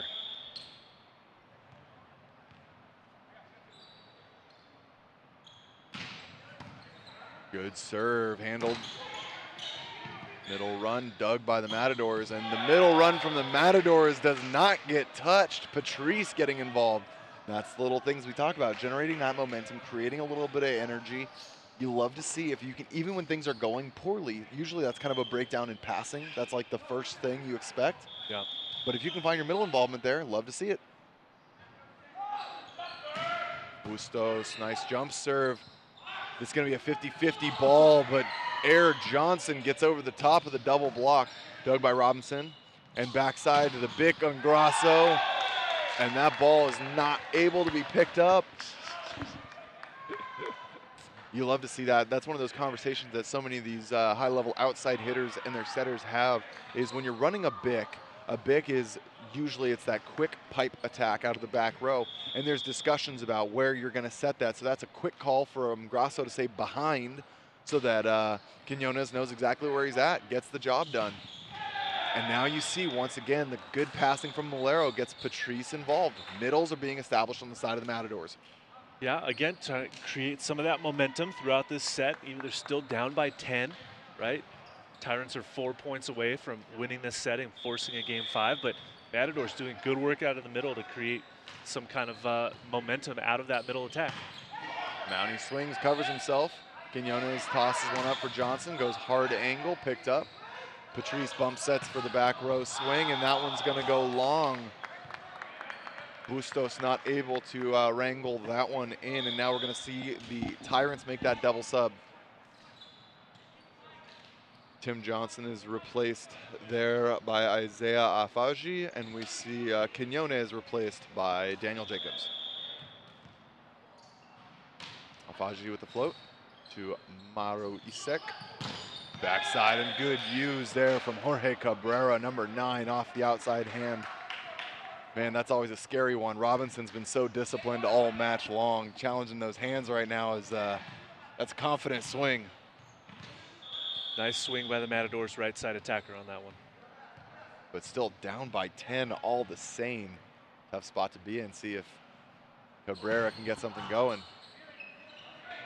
A little off the ceiling, bump set. Jacobs manages, chips that one down the line, but Serrano's going to go to the quick attack out of the back row. Real Vieira not able to come up with the dig, and Bustos with a big swing. Ryan Mounty got stuck as the only blocker there for the Tyrants. Kind of just went straight up and down with his hands, didn't commit to one way or the other. If I'm that blocker, I'd like to force the hitter maybe to change something up and take something away from him. Yep. Another great serve. Mounty's going to help out Robinson. Faji sets it over. Big swing from Isaac, but a nice block touch. And now Robinson chips it down, dug by Mulero. Set the outside, and Jacobs tries to hammer that one home, but there's the double block of Cruz and Serrano to send it back faster than it came at their block. What a great move, unable to be covered in the back row there by CJ Real Vieira in white.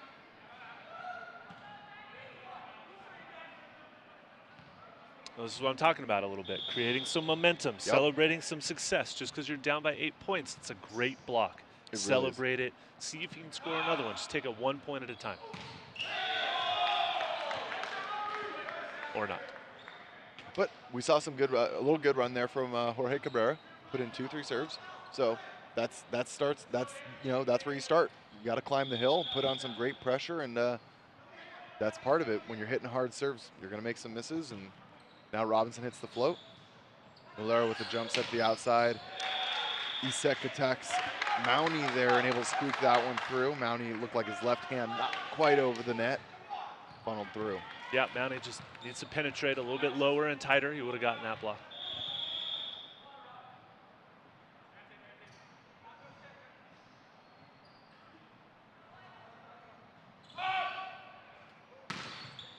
Mauro after Grasso. Back set from Afaji, and we're getting some game ball touches over here in the stat tables. Huge swing from the side of the Tyrants off the Matadors double block. And that's going to bring us to set point here in the 4th. With 1 more point scored for the Tyrants, we are going to go the distance in match number 1 of the event, going to 5. Mounty crosses it up. Tight pass. Grasso tries to joust that, resets it. Afaji goes backside, and Jacobs takes a big swing to the deep corner. Mulero with a great bump set, but it's going to have to be free-balled over by Serrano. Lovett takes first set. Jacobs dug there by Cabrera. Mulero bump set once again, but it's another free ball, another opportunity for the Tyrants. Can they capitalize? They can. I think they're going to get it. Ooh. I thought his hands got grabbed, but this is one of those things that you see Coach Grasso so good about. Gets his guys turned around immediately. Don't care about it. Doesn't matter. Let it go. Don't fight it. Don't argue about it. You have so Still much. set point. Just side out. Go into game 5. Don't waste any energy about it. He really is the pinnacle of a coach that is just so dialed in for his guys. You know, we see him last event. There was a point that he pulled one of his players off of the bench and helped throw him back onto the court. And man, his son is just an all-star right there. Number 9, Gianluca Grasso, buries that one into the corner with an exclamation point. We end set number 4 with the Tyrants at a final score of 25-16, a 9-point lead. Wow. I mean, these have been some back and forths, and it is certainly heating up. Teams are finding their stride a little bit there. Tyrants were ready to go. I mean, the way they started that, set number 4, looked like what we expected from the get-go. From the very beginning of the match, yeah. I totally agree with you, Nick. I mean, we did see him come out with a great start at set number 1. They just weren't able to maintain it throughout that set when they ended up losing 26-24. But yeah, quite a turnaround by them. That's a nice finish. Forcing that game 5 to win that set by 9 points. It's a very definitive statement going into game number 5. So if you're the Matadors now, Nick, what do you think they're talking about doing over there? That's a tough one. I think that they've got the right personnel. I like the squad that they had that ended that there. I think that they've had some good pieces. The comfortable part of me says Vanderbeek makes me gives me the warm and fuzzies because he's been such a huge part when they're winning. But right now, I think we're seeing Jorge Cabrera really doing some great work on the right side. So I would keep him in, let him keep rolling. And I think right now they need to shore up their passing. Jose Mulero is one of the best liberos in the league. He loves taking probably 70% of the court. See him, tighten up his passing a little bit, get the middles involved. Patrice and Cruz are their offensive guys. Like Brett Massetti is one of those guys you get in there, he gets a ton of block touches. He's just a well-rounded player, gets some serving runs, and if he has to take second ball, you're confident. He gets some good swings in it himself, but they kind of have a trifecta of middles that all do things a little different.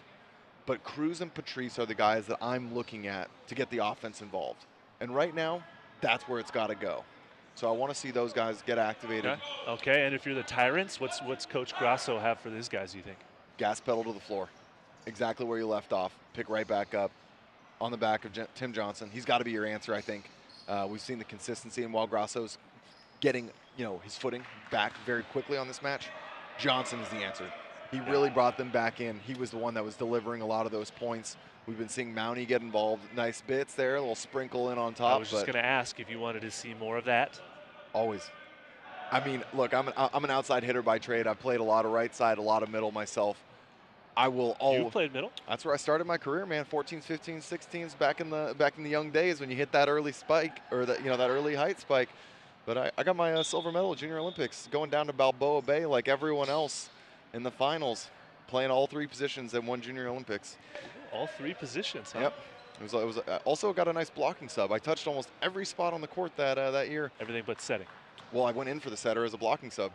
So, I mean, I could make the argument. So but nobody that's ever played with me wants to see me be the setter, and we all know that. So definition of a utility player, much like you are for the NBA. Got to do it all if you can't, So, we just out here and just trying to provide that little insight, a little bit more about who we are. Jack of all trades, Nick England. Master of none, and that's why they finally put me on the microphone. Let me talk about the game instead of playing it. But I'll actually be giving myself a little break after this one as I go coach and potentially suit up here for this next one as the Ramblers take on the Dallas Tornadoes. So if you're a Texas fan wanting to see what Texas volleyball is all about, you're already tuned in watching your Tyrants right now. Stay tuned because we're bringing you the Tornadoes. You got a Texas morning over there. A few weeks back, we had the Battle of Texas, the Civil War, with the Tyrants obviously winning that one, as we saw the Tyrants take on the Tornadoes all the way out in Atlantic City. But, nice to see a little Texas connection on back-to-back matches here on day number 1. Yeah, and it was funny, Matadors, the last time we were here in event number 1, they were our anchor every single night. They were our last match, being one of the home, their home gym. They were helping out some of those teams there. That are traveling and things like that, and they know that they can anchor that and deliver some exciting matches. But now here we are starting it off with a big showing from them and see if they can close the distance. We keep talking about how important this match is, and there's a lot of pressure on them, but we see, we were talking a little bit about the lineup. They're going right back to Vanderbeek. They're going to their guy, Jorge Cabrera, buying him a little bit of time to maybe find his way back into this. But Vanderbeek's a constant pressure that has to be respected. So. Yeah, and he had a little bit of a slow start earlier on, so it'll be interesting to see how he comes onto the court now and how he performs after, about a set and a half break, I believe. It was 2. Maybe he even 2 came out halfway sets through the second set, yeah, so he's going to have to warm up real quick here. Yeah. Gabo Quinones starts us off with a short serve. Passed by Patrice. Outside, dug by Robinson. Quinones goes out to Grasso. Grasso swings off the block. Oh, it's still live. It's still live.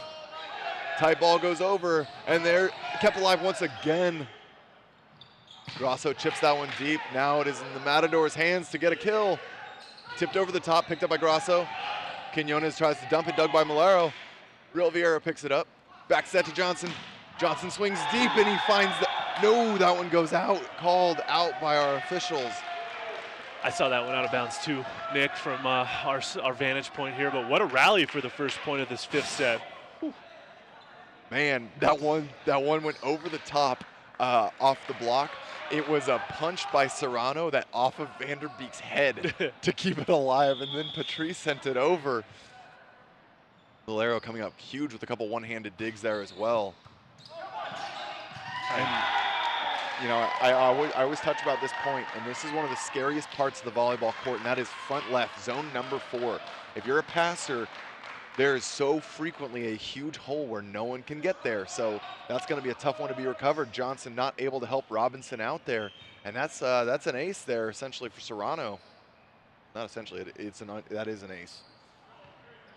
Uncontrolled means a point for him. Give him the stat. 2-point lead, 2-0 for the Matadors. Good pass by Grasso. Look to get the middle involved, and there it is. Love it. Frames that one beautifully going into back of the court. Attacks zone number 5.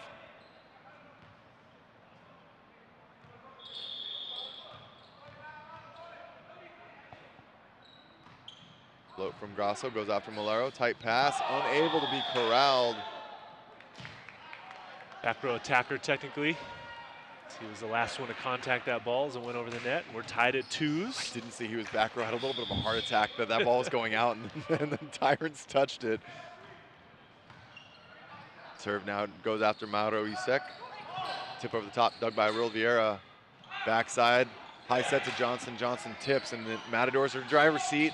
Vanderbeek with a big swing, but Johnson shuts it down. He may not have found the swing he wanted, but he certainly found the block. I'm sitting here shaking my head about that tip, and he comes back and totally redeems himself, Nick, with an absolute stuff down. One-on-one stuff down of Vanderbeek. Now Grasso goes after the third and final target in the serve receive, Malero.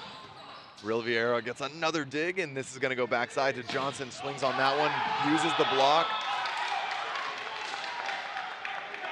Coach Mauro Grasso looking out for us over here, protecting us from that stray ball. Appreciated as always. 4-2 lead, 2 points for the Tyrants.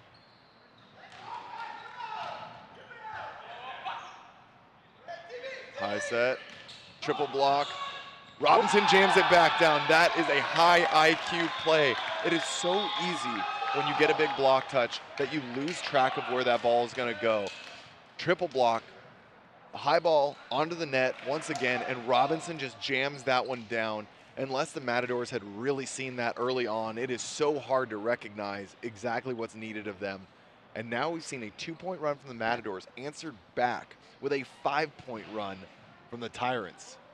What's your take, Matt? What do the Matadors got to do here? Well, some nice heads-up playing by the Tyrants, okay? Good blocking there we saw from Tim Johnson. Robinson throwing that quick kind of over on one after a 3-man block. So good fortunate play there. For the Matadors, they've got to create some momentum, right? They've got to, you know, they scored those 2 first points of this set, but giving up 5 in a row, that really can start to weigh on a team's mentality. So they got to side out right here. They got to get something. They've got Vanderbeek in the front row, Isak's in the back row. Maybe go establish the quick a little bit. If the pass is there, look for a quick attack out of the middle. Yep. But they've got to figure out something here to score a quick point. Malero gets the pass. They can run it if they want it, but they go to the backside, go to Bustos. Nice block touch from the Tyrant, slows it down. Now Johnson gets another swing. Touched by Vanderbeek, dug by Malero. Big route, triple block, and Mauro Isaac not able to find that one. You love to see that when all 3 blockers get the triple block up on the big attack. That is a great read from them. Get the ball into the middle right now if you're the Matadors. You do whatever you can to set your middle. Get Patrice involved early. Vanderbeek steps in to pass that one, and there it is. But there is, love it. Wow, you talk about a huge change. That was almost like you look at a turning point in the match. Love it coming in from Zacher. Pasha, number 2. Right away, even though the Tyrants were kind of getting blown out in that match, you saw the fire, you saw 2 kills, a stuff block. Love it. Just from that point, the team kind of started to turn it around. Yeah, he's made a huge impact for his squad. Oh, And there it is, Vanderbeek able to get a hold of that one. Johnson not quite bringing it through. Man, if he'd gotten Vanderbeek on back-to-back ones, that would have been tough.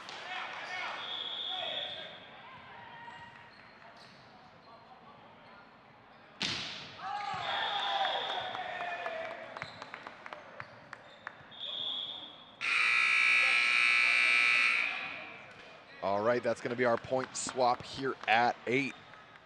Once again, you talked about it earlier, man. It is so great as all these athletes are doing everything to, just be competing while COVID is taken care of. It really is great to see the small things like the side swaps taken care of and just that little return to normalcy. So while I throw my iPad over here on the desk. Yeah, it is nice to be able to have an even playing field for both squads to go, what they're used to doing in this game is playing on both sides of the court, not being stuck on one side because we didn't want to swap ins between sets. But here we go now. Tyrants still up by 5.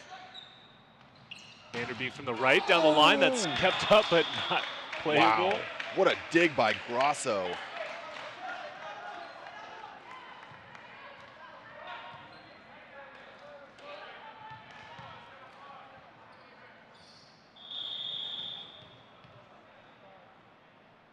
Float serve from Patrice, taken by Grasso. Tip over the top, Vanderbeek punches it alive, and we see Serrano go into the LED board, keeps it alive. The rally continues, Robinson snaps over the top, and that one is wide. Love to see the athletic hustle there from Serrano, and now we're seeing the Matadors start to answer back, down by just 3. Yeah, the hustle pays off right there. Is hitting error by the Tyrants.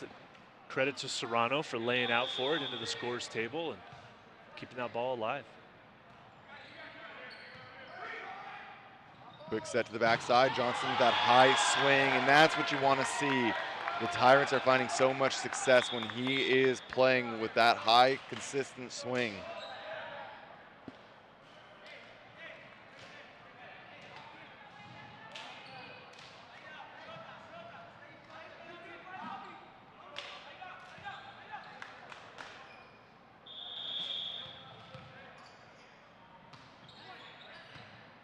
Pass there from Mauro Isaac. Trying to get Gabriel Cruz involved in the middle. Now Vanderbeek goes for the tip. Picked up by Vieira. There's the Bick double block. And I'm getting my game ball touches, unable to be tracked down by Vanderbeek.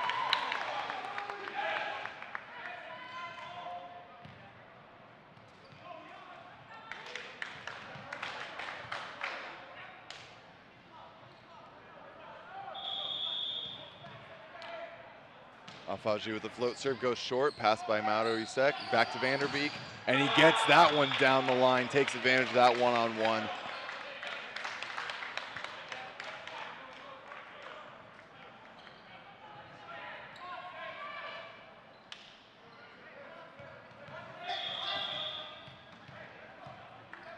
Sitting at 6-10. Matadors still have time, but they've got to pull the trigger now. Float serve goes down the line. It's going to be free balled over. Serrano is out. Malero with a bump set, reverses the court over to Mauro Isaac, dug by Vieira in the backside. High set out. Jacobs tips over the top, picked up by Vanderbeek. Serrano dumps it over, picked up by Grasso.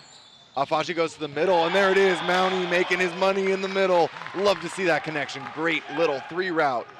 And that's going to be a critical point, opening the Tyrants' lead back up to 5, and a timeout called for the Matadors. See if they're able to have a little discussion, make things go their way. Wow, the Tyrants are just showing that they are in control. Yeah, really paying dividends, getting that 5-point lead early on in the set. It establishes that some comfort, but then allows you to push harder as you go throughout the 5th set, as opposed to, a back and forth, 1 point here, 1 point the other, battle through the 5th. People will get a little bit nervous. You start to see those errors come into play, but with a 4-point, 5-point lead like we have now, the Tyrants can just kind of go with the flow, continue to keep the pressure on, not play timid, but really go for the kill and get the win. Yeah, you can take big swings, big serves, everything you want to do, you get to do. So yeah. it's really just they're in the driver's seat, which means Matadors got to put their helmets on. They got to grind it out and see if they can get a little bit of momentum going for them.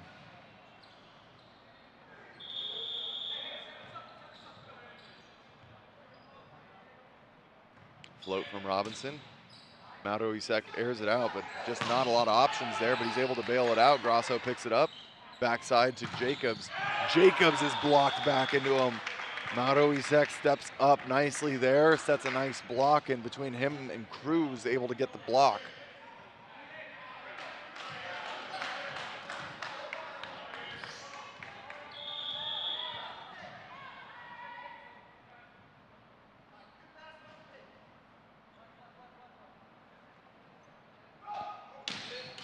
Isaac bounces off the top, picked up by Grasso. Afaji goes backside to Jacobs. Jacobs chips over the top.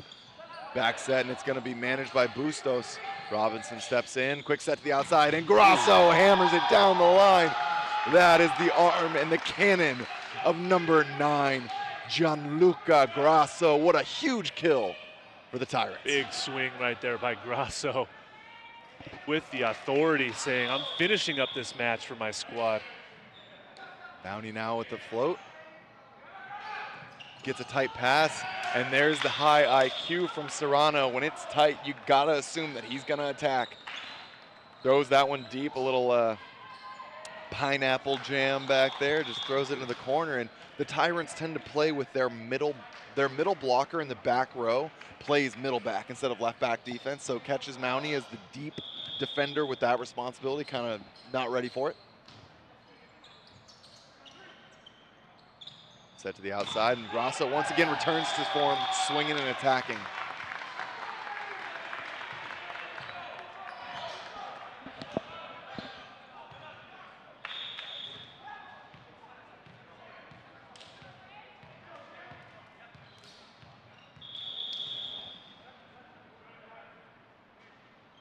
(13-8), only 2 points left until the Tyrants can close this one out and put it in the books, but Jacobs is going to miss that serve, and they're going to undo the double sub. So we're going to see Gabo Quiñones returning to the court, as well as Tim Johnson.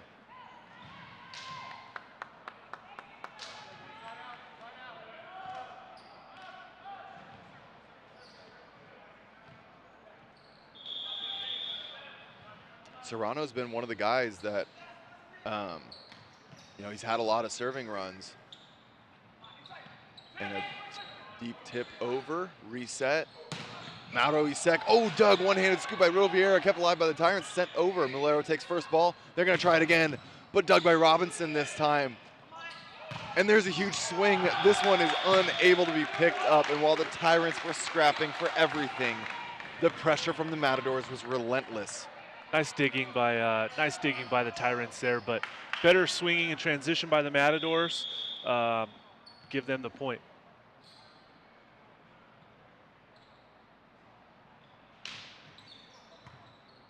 Robinson puts them in system, but there's the block once again. This is something that we saw the Matadors do so well against Team Freedom back in Atlantic City 2 weeks ago. They were able to get a bunch of block touches, slow down the Freedom offense, and that's what really opens it up. And now all of a sudden they've made this late game run, and I just hope it's not too late for them. At 11-13. A two-point differential is not that difficult to overcome, especially at this point of the match. Anything can happen. But obviously only 2 points to go. So if Tyrants come out and side out here, that's where it starts to feel insurmountable. But what you want to see in terms of where we're at in the game, the pacing of the game, Matadors need to answer back with one more in this run. They have to do it. If they are able to keep themselves with that, if they find themselves at 12-14, you're still in striking. But if you go to 14-11, that's just a tough spot to be in. Yeah, it's going to be a trickier spot to come back from, especially being down by 2 or 3 points. Exciting stuff, Nick. It really is, and we always love seeing day 2 of event number 2. We had almost every match go to 5, and we're in quick form, we're right back at it. Lovett takes that with a hand pass, quick back set, goes over the head of Grasso. Matadors have their chance, and there's Vanderbeek taking full advantage of the opportunity. Thor brings down the hammer, calls to the heavens, big swing, drops that one down right when he needs to. Don't understand the misconnect there between Gabo and Grasso on the right side. At this point in the match, how can you have a misconnect offensively? Matadors fans got to be proud of the way that the Matadors are fighting back right now. Grasso's the answer, and he hits the antenna, and we are tied at 13 apiece. I did not see any world where this was going to happen, but the Matadors are just applying constant pressure. And the scariest thing you can do is poke the sleeping bull because they are ready to answer back and answer back with fire. Man, what a match to start the day here. What a match to start the weekend, Nick. Match number 1 of 15, going the distance, deuce game, 5th set, tied at 13s. Can't ask for anything better, right? Really can't. You know, taking a day off from the office job to be out here, and what better way to start my day. This is normally the part of the day you're crunching some spreadsheets, making some phone calls. Instead, we're getting to broadcast some awesome TPS reports. Yeah, exactly. And instead, we're getting to broadcast some awesome volleyball, see some high-level stuff, and this is what the NVA is all about. So if you guys are tuning in from the office, maybe that little 15-minute break, we're here bringing you some great level entertainment. Make sure to hit that like, subscribe, follow. Check us out on Instagram at NVA USA, YouTube at NVA USA, and NVAUSA.com. Here we go. Oh, Serrano answers all the way back and then misses his serve. And now it is match point for the Tyrants. And Grasso, after back-to-back difficulties, is now in the driver's seat for this final point. Goes with the float. Finds Mauro Isaac. And now Bustos swings. Oh, kept alive in there. Yep, that's going to be the lift. And there's the blocking effort that you want to see. Robinson was so critical all match long in setting those blocks. Lovett gets outside. What a well-formed double block. And that's going to be the Texas Tyrants starting us off 15-13 in the 5th. What a huge win. We're now going to toss it over. We got the graphics for you guys to see exactly where our standings are at. And that is just a critical win for the Tyrants. We talk about the fact that they're neck and neck with the Stingers. And when you're going to see the Stingers play later on this afternoon, now it kind of puts the pressure back on them. That's going to be a, sitting at that 4-2 themselves.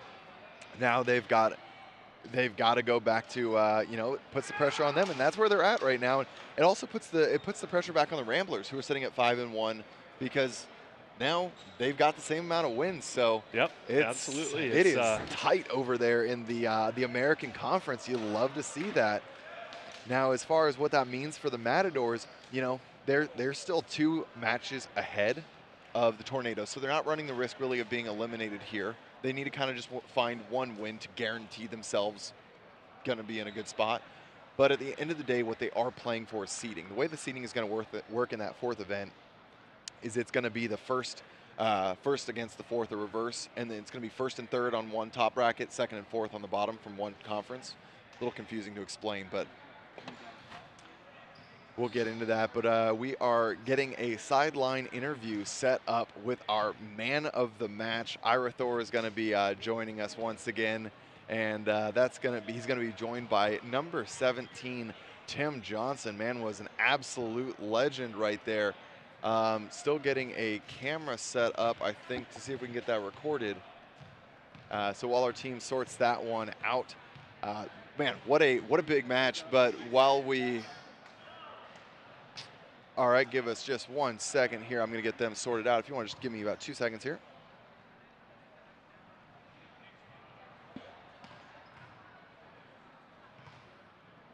Just getting a little clarification on where things need to be. And we are getting it all set up here. So, but just a reminder, we've got the Las Vegas Ramblers now queuing up to take on the Dallas Tornadoes. And there you can see it right away. Ramblers looking to defend and hold that first place, see if they can go 6-1. But Dallas Tornadoes desperately need this win here to go to 1-6. And we're going to go ahead and go over to Ira Thor. Ira, take it away. Fellas, I'm here with Tim Johnson, our man of the match. Wow. Not enough adjectives to describe that one. I think survival is a good way to describe it. Can you tell us about the emotions surrounding the team? You guys improved to 5-2. Great way to start the weekend, but you had to earn it. Oh yeah, this is a very big, important match for us. It was very, tough to finish it out. It was a complete roller coaster of a game. Both teams were making runs. That's why the third and fourth set was so lopsided as it was. But luckily, we were able to get the job done, stay together as a team, and they made us fight. And so respect to that team for sure. Could you explain to our viewers just how those third and fourth sets rolled around? To have both teams win so lopsided back and forth and be able to remain in the match and then have the fifth set pretty much go the distance has to take a lot out of a team. Absolutely. I mean, it just shows the fight that both teams have. Coach told us that, we can't get comfortable no matter what happens. We got to continue to put our foot on the gas and work hard. And we kind of got a little comfortable, and that's why we kind of fell in those sets. But we were able to push it out in the end. Obviously, we're getting to crunch time in the season, crunch time in the standings. A big win for you guys to stay pace towards the top of the leaders. How important of a win is this for you guys, and how much did you talk about that going in, the significance of this? Oh, that win was huge. Just to get challenged like that is definitely going to propel us for the coming matches this weekend. We still know we got a lot of tough teams to face, but we're ready for it, and we're ready to stay together as a team. And lastly, you guys got 2 matches left to conclude this weekend. What's next for the Tyrants? Looking forward to this weekend. Oh, man, we just want to take it a day at a time, one game at a time, focus on the challenge ahead of us, and take it step by step.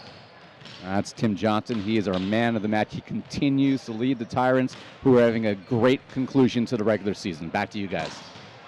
Thanks so much. It really was a huge part. He had a little bit of a slow start at times, but he was just the absolute anchor for that team and a great way to find a win. Huge part of that. So now we are going to just take a small break as we get ready for the Dallas Tornadoes and the Las Vegas Ramblers. We're going to be back here. That match is scheduled to have started 2 minutes ago, so we're going to give just a couple minutes here. So don't worry, we'll be right back. You're not going to miss any of the action. That's going to do it for us. We'll see you right back here.